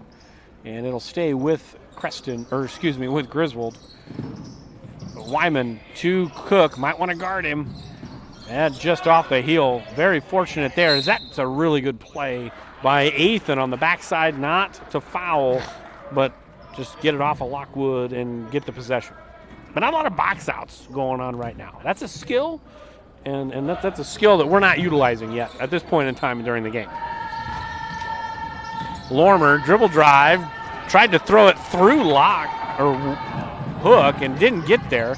And another missed layup for Wyman, his second fast break layup opportunity that he could not cash in on. Zwickel, three, corner, no good, in and out, but the offensive board is fought for and won by Ethan, a fresh 35 for the Mustangs. Now Griswold's extending the zone out a little bit more. That should be an and one. And it's a good drive, right? But again, play off 2 feet right there, right? Yeah. Maybe play off 2 feet. It was a good drive, just didn't go down and didn't get the call. So 10-7 the score. This is a game that may be a first to 40 wins, as that's kind of the way it's looking right now. As that ball is poked away and good hustle. They're playing off 2 feet. There you go. I like it. There was traffic. He didn't go up wild. Played off 2 feet, gets the layup, cuts it to one. Yeah, got under control and Strong muscled it up there and got the basket. Wyman on the backside, can't get it, but there's Hook with the offensive board. The offensive boards, you've mentioned that multiple times. We've talked about it. Putting a body on a body in a zone sometimes gets a little difficult. Got to find a guy. Yeah, all 5 guys now for Griswold that have played have scored. And Zwickel tried to get the ball to Ethan. Ethan was not ready for it. Bounced off his foot, hit him in the face. Fortunate for Shenandoah to get it back. And then there's a drive and a foul called on Hook. And if I'm not mistaken, that is 2 on Hogan Hook. And maybe that's news, maybe that's not news. I don't know, but they only have 6. And by rule, you can finish with 3. Is that the rule? You can finish with as little as 3? I think if you... You can't finish with 1 or 2. I don't think so. Why not? I think that's a rule. I really do. I'm not. We can look it up. Well, Marvin, look it up. Marvin will look that up. There's a timeout on the floor. We'll see if Marvin can get that figured out. We'll be back in 30 seconds.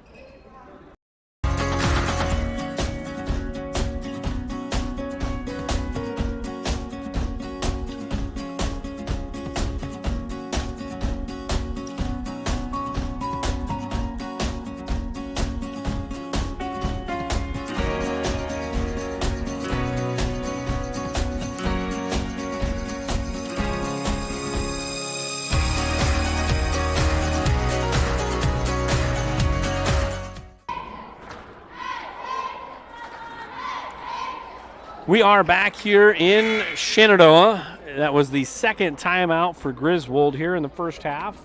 It is a 12-9 basketball game here. It's going to be another free throw here for Lormer. See, tries to cut this to a 2-point game, get Shenandoah in double figures on the night. 3. You're right. What did Marvin say? 3. Nailed it. It's the weird things that I know. As Lormer splits the pair. So, in theory, Griswold could have their 6th man foul out, their 5th starter, and their 4th starter, but they could still play and finish the game if they had 3 guys. But once that 3rd guy fouls out or gets injured and can no longer play, game is over by forfeit. And that's a tie-up on the back end, as it looks like the sub that they have, Calden Turner, has checked in the game. The man off the bench, Calden Turner, gets tied up. So it's going to go as a turnover and go to Shenandoah. You suppose at the end of the year, when they do their basketball awards, he automatically wins the Sixth Man of the Year award? They have 2 other guys behind the bench and that are on the roster. I don't know if they're injured or whatever, but yeah, they have 8 on their varsity roster as far as bound goes. And they are sitting behind the bench. Good drive, couldn't get it to go. That was off the shot clock, probably should have been out of bounds, but there was no call, and that's going to be to Shenandoah's benefit as Cepeda gets fouled. Did you see it go off the shot clock too? I thought it definitely hit off something up above. Yeah, the shot clock. Yeah. The black square up there with the numbers with the numbers and things. Bread and milk, folks. Get your bread and milk. Has it started snowing outside? I don't know. Somebody let us know. Somebody that's watching the game, just shoot Marvin or Coach or myself a text, like a yes or no, if it's snowing out there right now. If Marvin doesn't have a microphone, but if you let him know, he'll tell us. As that ball goes out of bounds, it'll go to Shenandoah. Somebody out there in the YouTube sphere, let us know. I don't have anything yet. You got anything yet? No, I don't. Marvin? No, Marvin doesn't have anything either. As that's going to go the other way to Griswold. 12-10 the score. Cook to Wyman. And Turner has it in the corner, back to Wyman. Skipped over to Johnson. Johnson in the middle to Lockwood. Turner, he thought about letting it fly. That ball's tipped away, and Turner picks it up. They reset the shot clock. That's a big deal because they shouldn't have. 3 in the corner goes for Johnson. There was like 10 on the shot clock right there. Anyways, didn't matter. O'Rourke, dribble drive. He could have made it all the way to the basket right there. When they watch that on film, take that extra dribble and go, man. Rebound on the backside by Cepeda. Can't get it to go. Another rebound, and Cepeda makes it the second time around. His first bucket of the night with Cepeda and Burdorf and Graham in there as your 3-4-5. Like, you got some height, size, athleticism in there. Should be dominating the glass at this point in time. With Hook out of the game with some foul trouble. Turner to Johnson, who just made a 3 in the opposite corner. Wyman, a lot of good rotation on that shot. He had lots of time, got his puppies in order, and canned it. Wyman with 8 in the first quarter. Burdorf thought about the 3. And a travel by Lormer.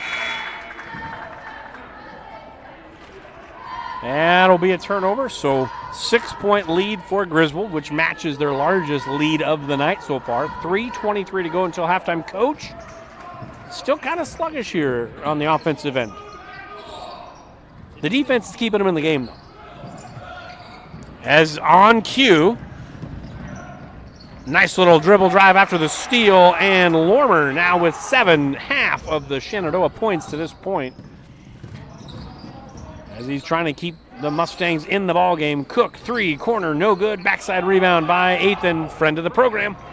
Under 3 to play in the first half.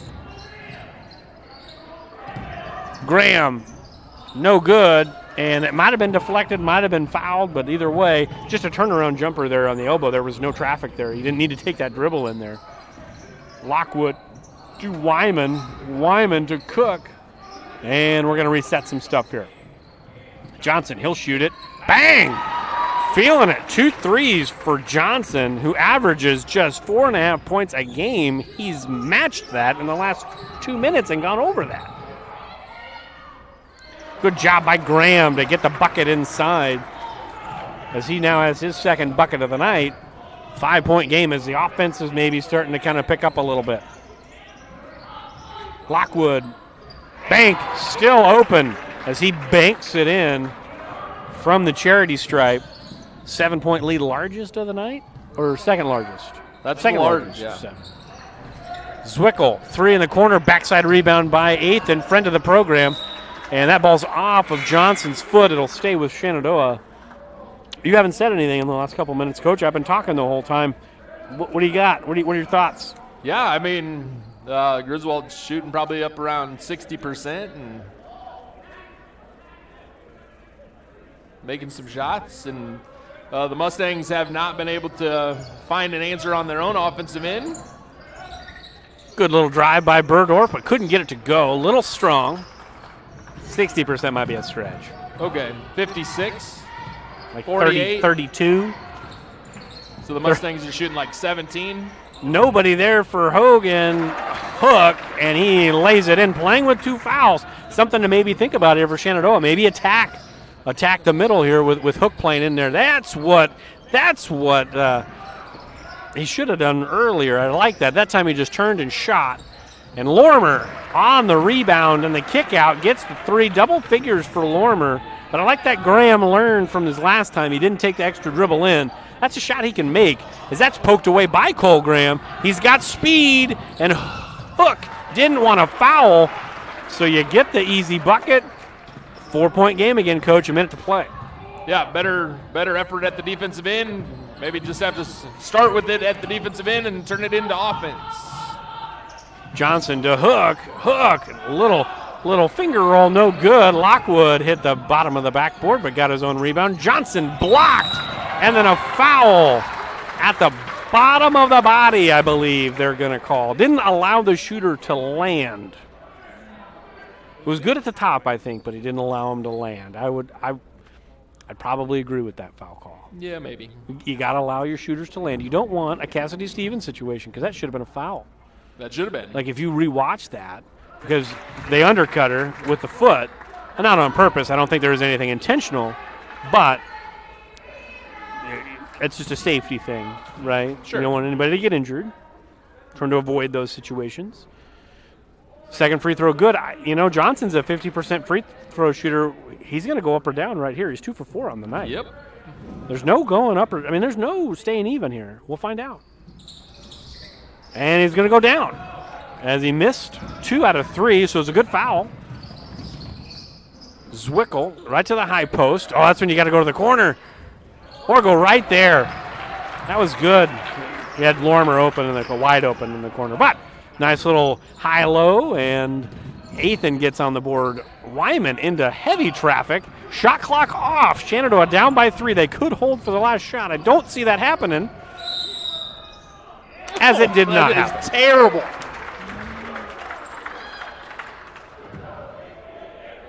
I'm sorry, but there is no offensive foul there.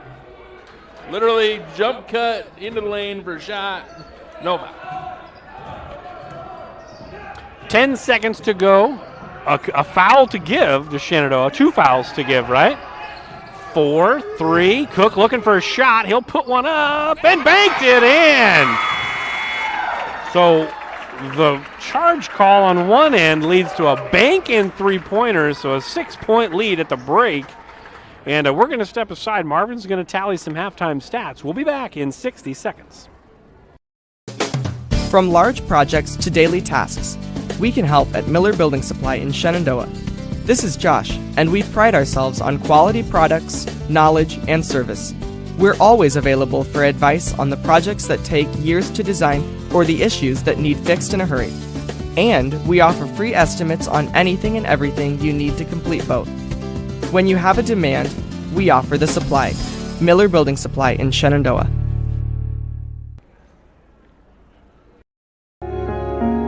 I always was fascinated with working on vehicles ever since I was a little kid. I went to college for it, and it's just fun. To me, it's like an adult with a puzzle. When you can take the vehicles apart and you put them back together. The most rewarding thing about our business is just having customers be happy when they leave. It's everything. If you have people leave and they're unhappy, you have no business.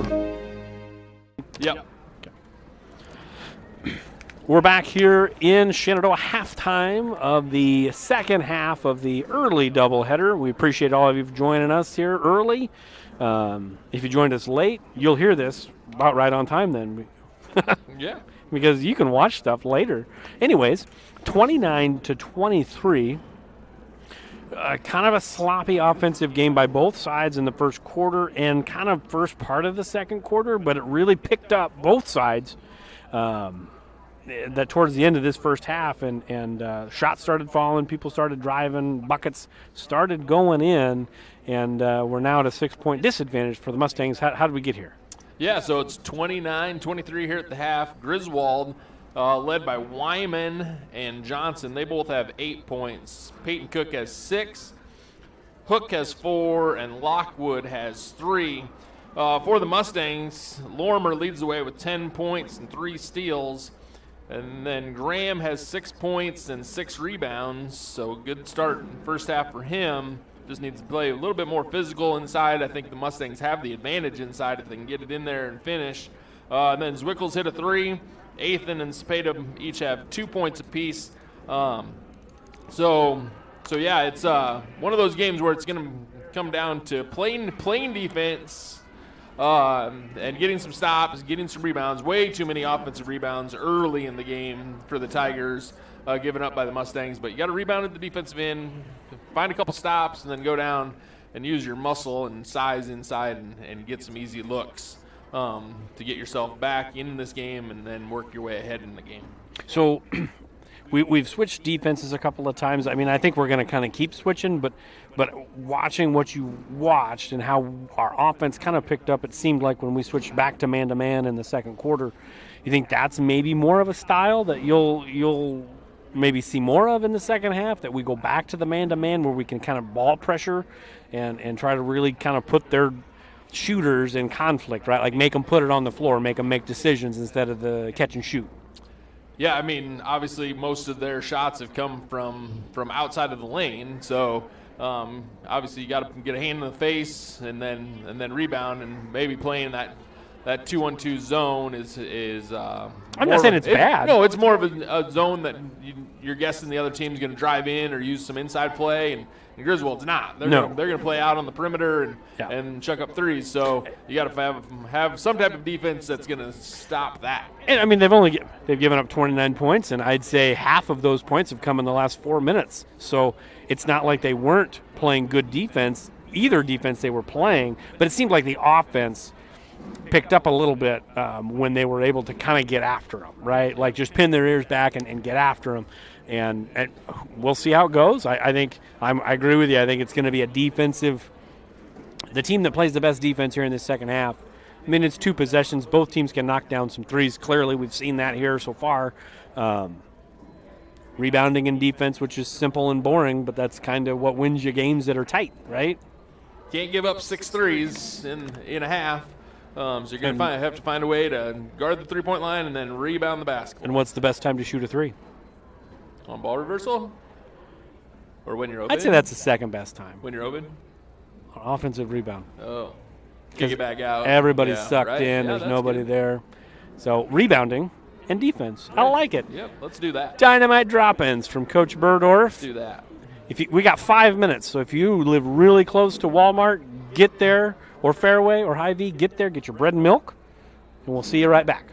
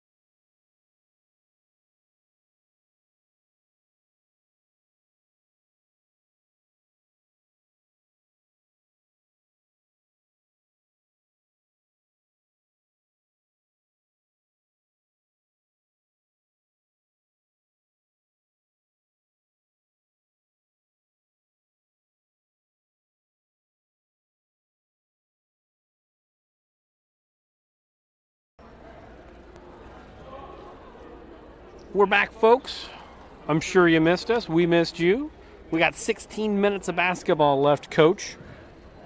Are we expecting the same type of basketball game, or are you expecting to see kind of a flip of the script here? Well, with Shenandoah figuring some things out with some halftime adjustments. The expectation would be that the Mustangs play defense, and rebound, and run the Tigers off the three-point line. And then that should lead to offense. Yeah, I concur. I would say the more that we can force Griswold to put the ball on the ground, just dribble, I think that benefits us in a turnover way and extra possessions and all that fun stuff. And we are underway as Griswold has the ball. Cook putting it on the floor, and what happens? Get the travel. Yeah, right there. Look at us. Started in man-to-man. We spoke it into existence, did we? Got it into a turnover.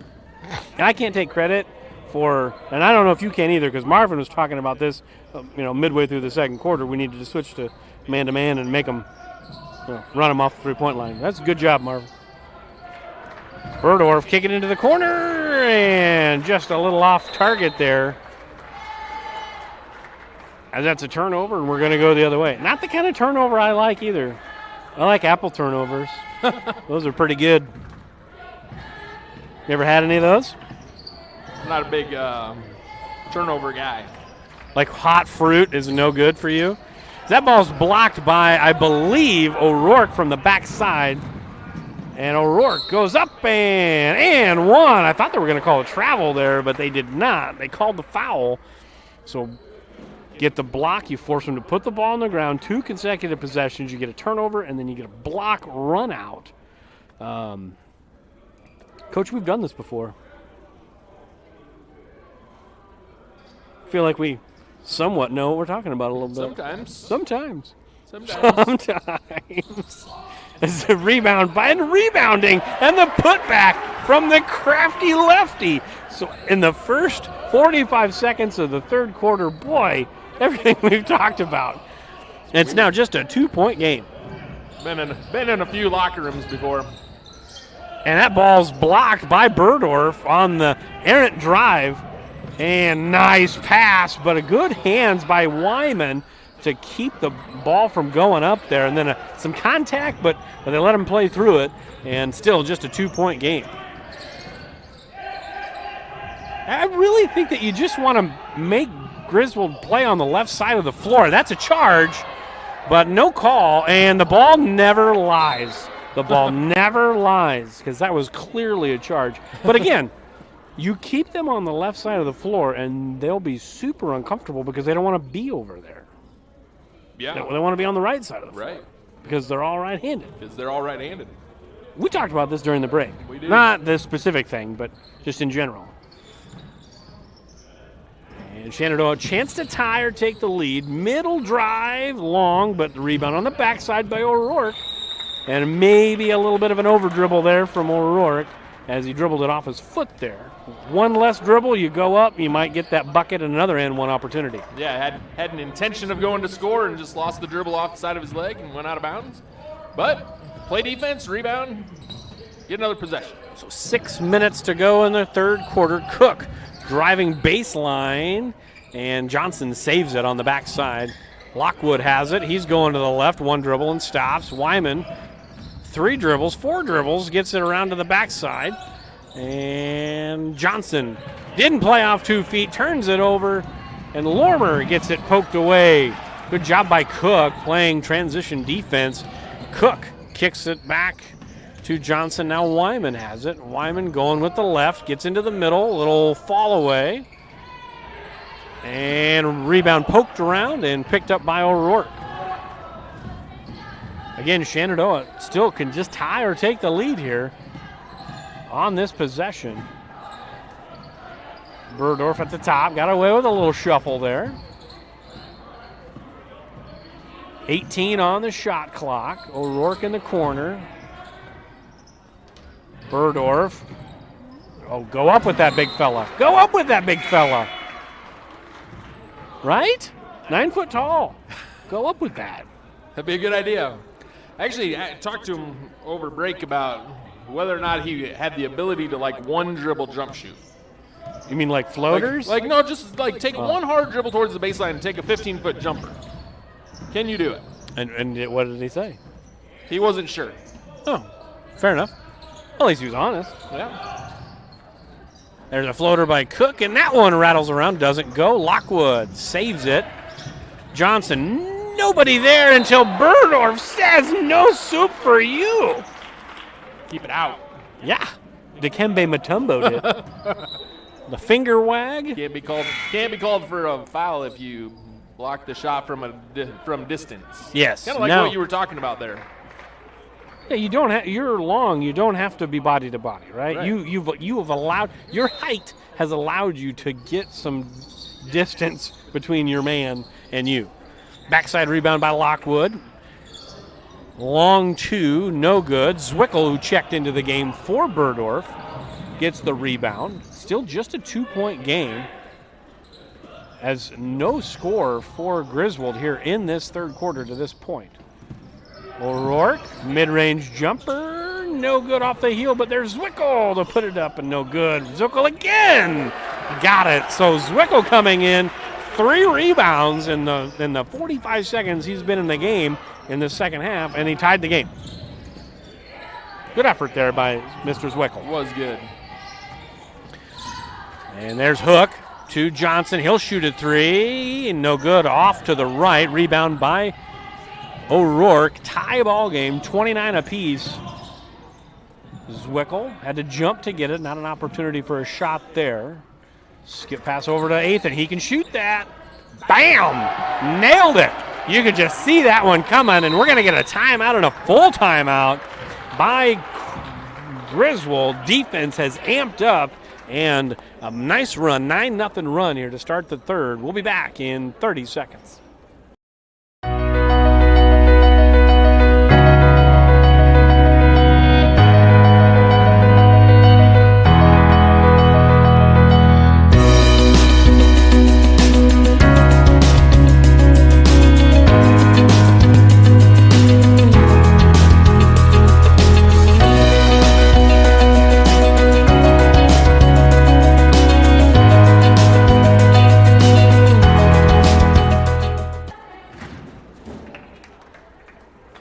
We are back here in Shenandoah. Coach, I asked you before the third, is this going to be the same, or is the script going to get flipped a little bit? Seems like, so far anyways, in this third quarter, first 4.5 minutes or so, the script is kind of flipped. Yeah, so far, except for that last possession, Griswold had been held to 1 shot, no offensive rebounds. Again, Mustangs get defensive rebounds, force a turnover, force a bad shot, then go down and be strong and get all your points in the middle of the lane, which they've done, except for the 1-3 there by Athan to take the lead. But kind of what we talked about has played out in this first 4.5 minutes of this second half. And then coming out of the timeout, which I'm sure, as Wyman shoots a 3, that's long, or short, long rebound by Zwickel. Zwickel goes up into some contact. And he'll go to the line to shoot 2. So out of the timeout, I kind of appreciate the out of the timeout. Let's switch defenses, right? But we did just give up a wide open 3, so maybe that was just kind of a, hey, this possession, let's run the 2-1-2 or the 2-2, whatever they call it. Yeah, 2-1-2. And then let's go right back into our man-to-man. Right. I always loved doing that, and I always hated it when people did it against us, because you have a conversation in the huddle for 30 seconds about what we want to do, and then it's yeah. You can't do it. You can't do it. So, anyways, so that's a nice little wrinkle there by Coach Spiegel out of the timeout. Zwickel can't get either, but the offensive rebound by O'Rourke, who has been a board beast in this third quarter. O'Rourke has got like 4 or 5 rebounds here in this third quarter alone. By my Marvin will tell me for sure, but that's what it seems like. And back to the man-to-man. And nobody guarding Cook, and he'll shoot a 3 that's long, and it'll be off of that big black rectangle or square above the other rectangular square. It's a score clock. Off the shot clock. Uh-huh. So Shenandoah, largest lead of the night, up by 5. And 3 from Lormer on the skip. That's short. Rebounded by Lockwood. And Creston, who again, goose egg in the third quarter, looking to put something together. And Turner has it. One dribble, picked it up. Wyman now, guarded by O'Rourke. Hook to Turner. He thought about a 3. Cook drives middle, shoots a floater, and breaks the seal for Griswold. Big basket, because they had not scored in the first 6 minutes here of this third quarter. Zwickel to Graham, back to Zwickel. The inside-out game, off the heel, no good. Rebound by Cook, as Griswold looking to push. Got away with a little bit of a walk. Wyman shoots a long 2. That's off to the backside, and that should be, off of Griswold there. Right. But right. Are they calling Zwickel for being out of bounds, or did he call the ball bouncing out of bounds? Because I think yes to both. Okay. So it'll be Griswold ball with a fresh 34 on the clock. Has the shot clock. There it goes. There it went. Wyman on the drive, floater, no good. Rebound by Cepeda. Mustangs up by 3. A minute and a half to go in the third quarter. Bounce pass to Burdorf. That was an interesting little jab step there. He's still figuring it out. He is. Burdorf, 3, short. And off of Zwickel again. That time I think it actually was. But a good play by Wyman to save the possession. So just a 3-point game, 1 possession game here still, Coach. Back and forth we go.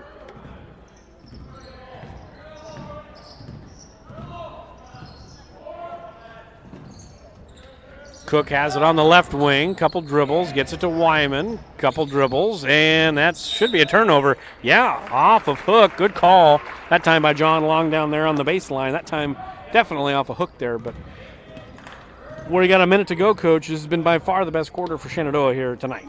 For sure. Yeah, see if they can finish on a strong note here. Athan, 1 dribble, pull up, nothing but nylon. There's Athan nearing double figures. He's got 9. That's that 1 dribble pull up you were talking about. I like that a lot. As a body check, but Lormer got away with it.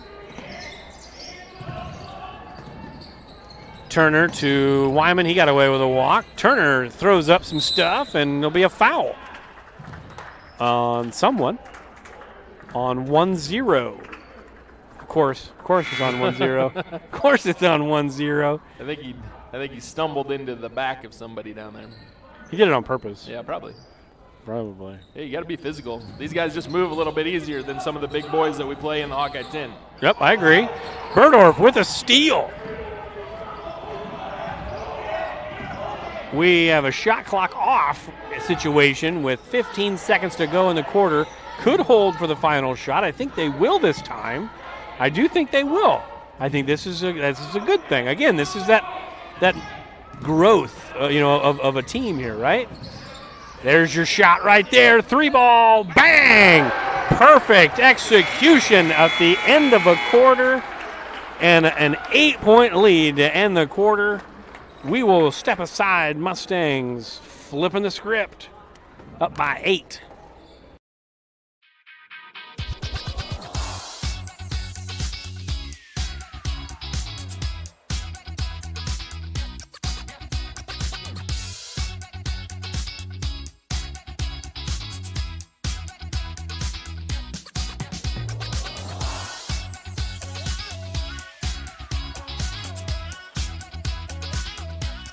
It's time to be you at Iowa Western. Apply today. Griswold was shooting 60%. Ignite is a creative and flexible learning opportunity of the Shenandoah Community School District. Through Ignite, students and families can perfectly tailor an educational system that matches their own individual needs. So you might be wondering, who's Ignite for? My name is Caitlin Widger, and I am a hybrid student with Ignite. I'm Camden Vesley, and I'm an Ignite student. I am Alex Frazee, and I am a hybrid student that has the opportunity to take Ignite courses. Ignite is flexible, accessible, and inclusive of all students K through 12. So the only question is Is Ignite right for you?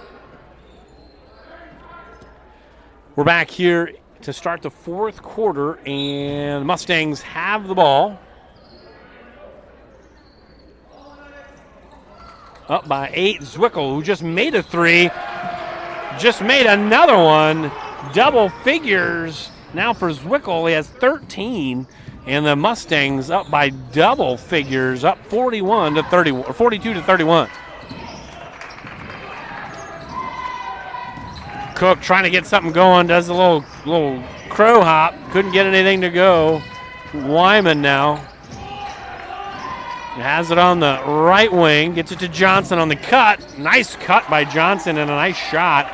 Getting some offense from Johnson, who only, like I said, only scores about 4.5 points a game, and he's pushing double figures here tonight.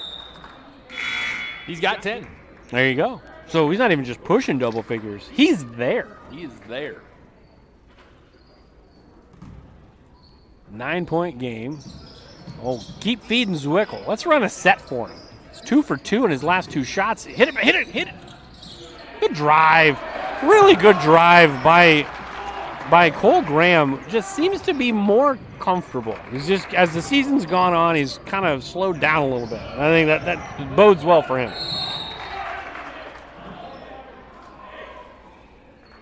Going to get a foul hand check there, I believe, on Lormer. That'll be foul number 1. Yeah, just playing physical up there, trying to keep the ball on that left side, like you said. Wyman on the dribble drive.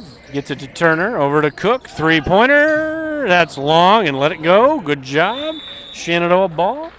6:47 to go. Up by 11. But again, back to that Graham point. I think at the beginning of the year, and he played a little bit last year as a freshman, but being a role player, it seemed like when he would come into the game, there were times when maybe he was just trying to go a little too fast.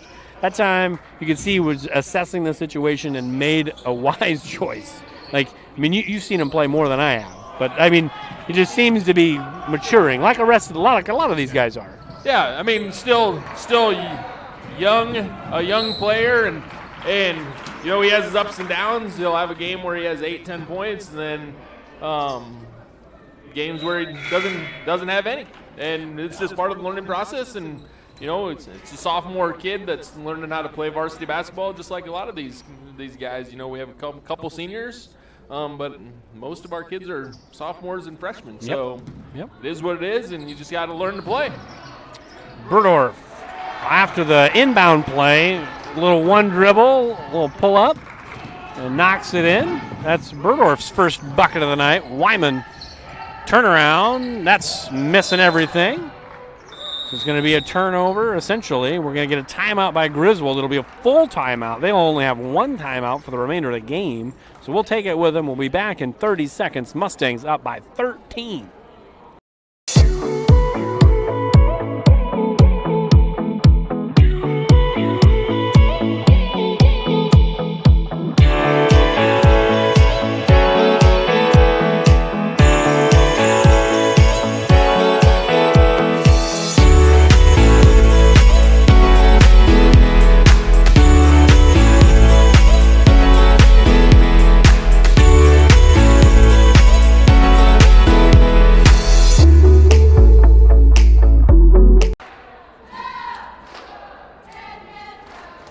We are back here in Shenandoah. Coach, what was once a 6-point halftime deficit has turned into a 13-point fourth quarter lead. So a 19-point swing from the start of the third quarter. How have we done it? Defense, rebounding, and then sharing the basketball on the offensive end. Most of it happening inside, but then a couple of Zwickel big threes and Nathan big three. Yeah, when the ball goes in, though, anywhere, all of a sudden everybody gets a little more confidence. When you shoot with some confidence, the ball starts going through the hoop. Yeah, everybody's right. like, hey, I can do that too. Hey, I want in on that. That looks like fun. Burdorf has it on the right wing. Nice little bounce pass, and there is Graham, but couldn't make it. But there's O'Rourke. Offensive rebound, and he's had a monster second half offensive rebounding. He's been, or just rebounding in general, in the second half. He's been really good on the glass here in the second half. And we're going to get a reach-in foul on Lormer. Not the end of the world. That's just the third foul on Lormer. But something also to keep in mind, you're up big right now, up by 15. You don't want to start giving away freebies, and we still got 5.5 minutes to go in the game. Right. Nice base sideline out of bounds play. Just kind of Wyman got lost, and he ends up getting into double figures now with 10. Shenandoah still up by 13. Need to get some action going on here. A lot of standing around. We're getting into a set now as Burdorf gets it to Graham. Graham on the drive, kicks it to the corner. Ball poked away. Definitely some contact, but no call. Wyman, little ball fake, can't get it. Definitely altered there by Burdorf. I don't know if he touched it, but it was definitely altered. And now it's just an 11-point game. That urgency needs to stay there, right? You don't want to relax a little bit. We don't have the ability to relax yet. That's a good post move and a foul call. Honestly, there was more of a foul in the last possession than this possession, but we'll take Cole Graham going to the line for 2. Yeah, now we just got to put some of these free throws in. Currently, the Mustangs are 1 of 7 at the line tonight. 16.7%. Yeah, it's not good. Marvin told me that.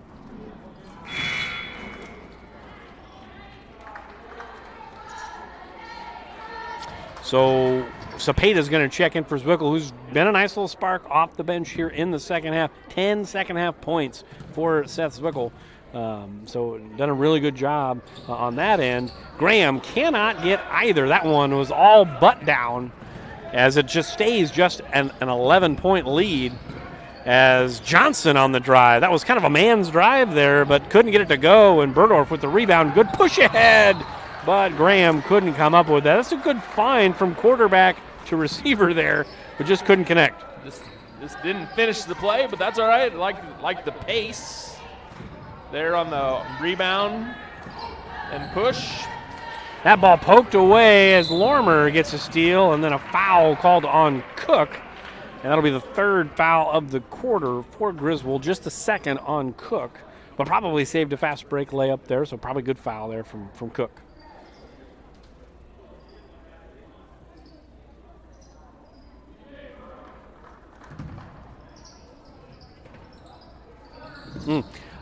My 1 out of 7 percentage was wrong. Marvin's was. Marvin was thinking 1 for 9. Cepeda gets the rebound. I was thinking about that the whole time. Cepeda puts it up and in. It's now 50-37. Johnson tries to drive middle, picks up the dribble. Wyman, 3, corner. Nothing but net, but it didn't go through the cylinder, so the rebound goes to Shenandoah. And Graham gets it, 1 dribble, puts it up, and good.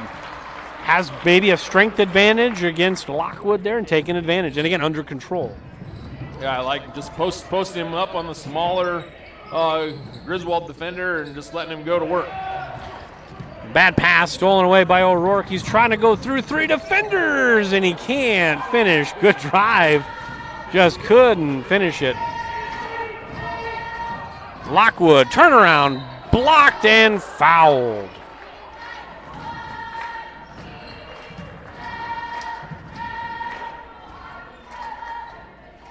Huh. That's tough. Oh, boy. Got to keep the fouls even. Yeah, I guess. So that's going to send Lockwood to the line. First free throw is good. So 52-38 the score. Johnson's going to check in for the first time. So Aiden Johnson in, spelling Burdorf, maybe not for too long, but for at least long enough for him to not to foul out with 3 minutes to go. Yeah, Johnson played really well Friday night at Glenwood. Came in off the bench, gave the Mustangs some good minutes. Cepeda was out that night, and so Johnson came in off the bench, gave the Mustangs a good effort. So 13-point lead for the Mustangs. 25 seconds on the shot clock. And the ball was poked away a little bit by Cook, but corralled by Lormer, and he laid it up. 54-39, back to a 15-point lead. Cook, 3, off the heel, rebound by Hook. And now that's the shot that goes in for Lockwood. Lockwood makes a couple free throws. All of a sudden, he's got 7. But now this is where maybe that pace needs to taper down a little bit, right? Like if you get a layup or a wide open shot, absolutely. But we don't need to be forcing anything here. Right. No, I agree. You've got a lead that you've built, and now it's time to maintain it by taking some time off the clock each possession.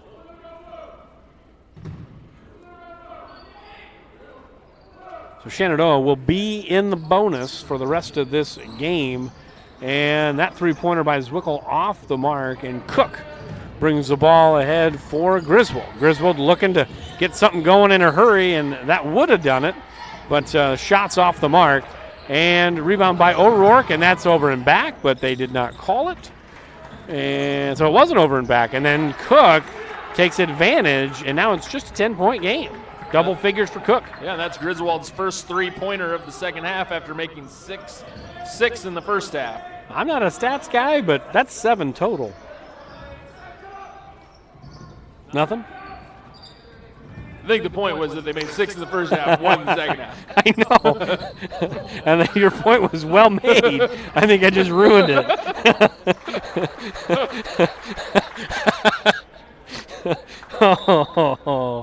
Oh boy.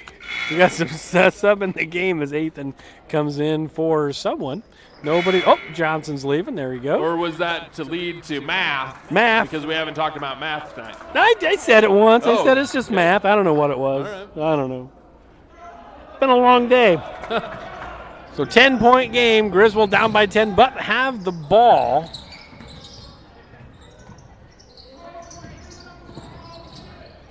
Cook gets it to Lockwood. Wyman now has it in the right corner. Couple dribbles, picks it up. Gets it to Hook, and now Cook, mid-range. Jay got it to go. 8-point game, 54-46. Don't sleep on the Tigers. They can make some buckets. Burdorf to Ethan. Almost went, and now a rebound by Griswold. They can cut it now, coach, to 5. And Cook for 3. No good. There's a rebound by Zwickle. And that might have been the last gasp effort there if Shenandoah can just hang on to it. Yeah, if they're not going to come out and foul, let's make sure we get the full 35 seconds here in this possession. And there's your foul right there. And that will put, I believe, O'Rourke. Yes, O'Rourke on the line. That'll be the 4th foul on Lockwood. And I would love to see this game end with Griswold to just 3 people.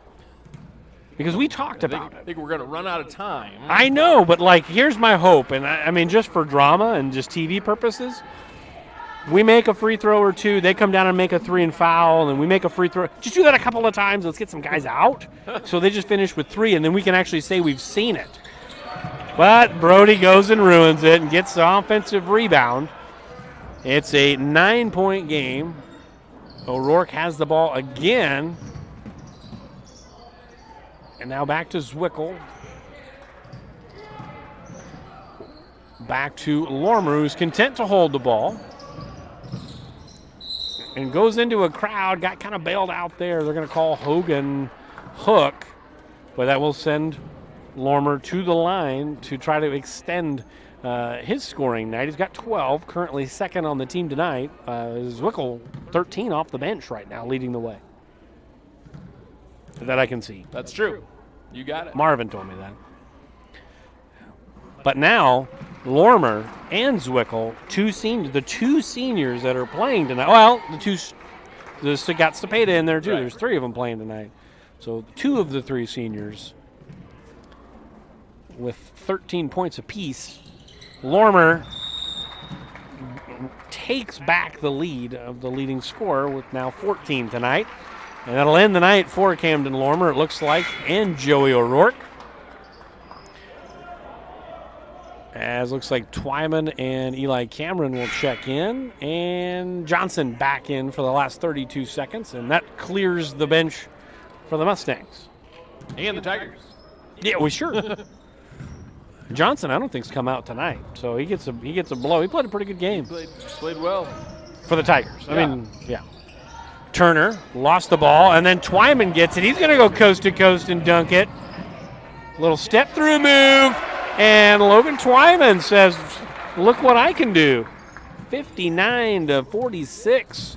Mustangs going to get out of here with a double-digit win in a game that didn't look like it at the beginning through the first half. So credit the Mustangs and the coaching staff for the adjustments to get out of here and flip it around in the second half. We're going to step aside. Marvin is going to tally some stats.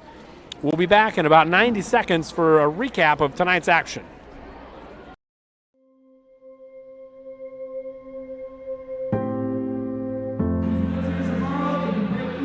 So many ways that I think Iowa has helped, but I think most importantly to us, it's continuing to engage with us.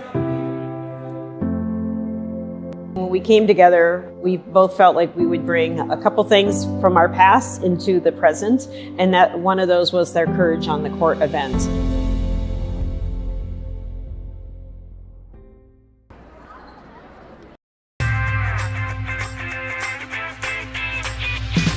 Here it is. This is where my passion is my major. With more than 80 areas of study, dozens of clubs and activities to choose from, and advisors who ask the right questions and offer support, it's easy to be you at Iowa Western.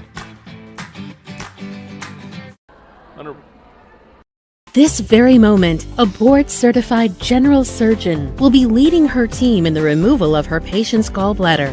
In this newly remodeled surgical suite, she'll use the latest technology and small laparoscopic incisions for a quicker recovery time. In a couple of weeks, the patient will have a pain-free and normal life again. These are the things that happen here every day. The new surgical center at Shenandoah Medical Center. Your health is our mission. We are back here in Shenandoah. Double winners tonight. We'll get to both games here in a second, but Marvin finished up with the stats. Coach, what do we get? Yeah, final score, Mustangs 59, Griswold 46. Griswold gets their 46 by 13 from Peyton Cook, 10 each from Wyman and Johnson, and then Lockwood had 7 and Hook had 6. So all 5 starters score for the Tigers. For the Mustangs, they're led by Camden Lormer, the senior, 14 points, 5 steals, 3 assists. Solid night from him. Zwickel finishes with 13 points and 5 rebounds. Really nice night from him. The big 3-pointers there in the second half to help the Mustangs pull away. Cole Graham finishes with 10 points and 6 rebounds. Joey O'Rourke finishes with 5 points and 7 rebounds, along with 3 block shots. Juan Cepeda finishes with 4 points, and Twyman and Burdorf each finish with 2 points. Burdorf finishes with 7 rebounds and 3 block shots. With O'Rourke, those two led the way with 3 block shots each, and the 7 rebounds each led the way. And Lormer had those 3 assists, like I mentioned. He led the team in assists. So yeah, just well-rounded effort. Once the offense kind of got going for the Mustangs, it all kind of fell into place there in the second half. They ramped up the defensive effort a little bit. Only 1 3-pointer for Griswold in the second half. Finished with 7. That means they had 6 in the first half. And so we talked about running them off of the 3-point line, and the Mustang defense stepped up and did that in the second half.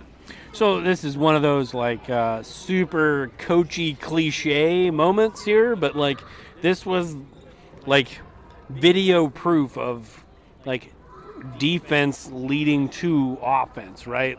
Maybe not so much in turnovers, sometimes that, but playing with different energy, playing with different pace on the defensive end, ramping it up a little bit, kind of created that offensive spurt in the second quarter and carried through the entire second half. And then Griswold just could not adjust to it, right? I mean, they were uncomfortable. But yeah, kind of that defense leading to offense, cliche that the coaches like to use. But this was true tonight. Yeah, one of those things where, again, we played earlier. harder to get any energy going. Not a lot of people in the gym, so you got to kind of find a way to get that sweat lathered up and get going, right? And it took a quarter and a half for the Mustangs to do that. But once they did find the energy on the defensive end, that did lead to some turnovers, and then the ball started going through the bucket. Then everybody, you can just see the energy level just start to go up, every time the ball went through the hoop. Then they got more excited at the defensive end, boxed out, got a good rebound, played harder, got in a stance.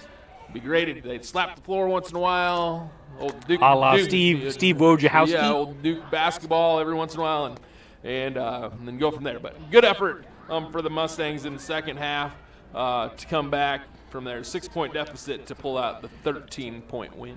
So putting a bow on tonight, double winners, as I mentioned. And if you watched this wonderful night of basketball for Shenandoah fans, double winners, the girls take down Griswold by 30+. The boys take down Griswold by 13 after trailing by 6 at the half. So a 19-point swing there in the second half. So two really, really good games by Shenandoah. Let's flip the page. We won't talk about tomorrow because more than likely that's not going to matter. But next week, if everything goes well, does everybody have Monday, Tuesday, Thursday, Friday next week? Is that all girl boys? Yep. Okay, so 4 games in 5 days if all stay on schedule, right? Yep.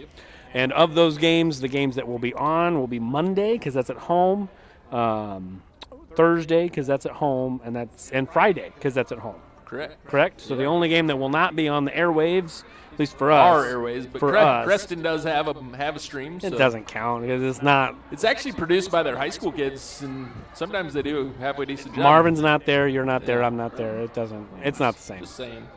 It's like going an hour north to watch a game and see how that plays out. Anyways, so congratulations to the Shenandoah athletes, double winners. Stay safe over the weekend. Stay warm.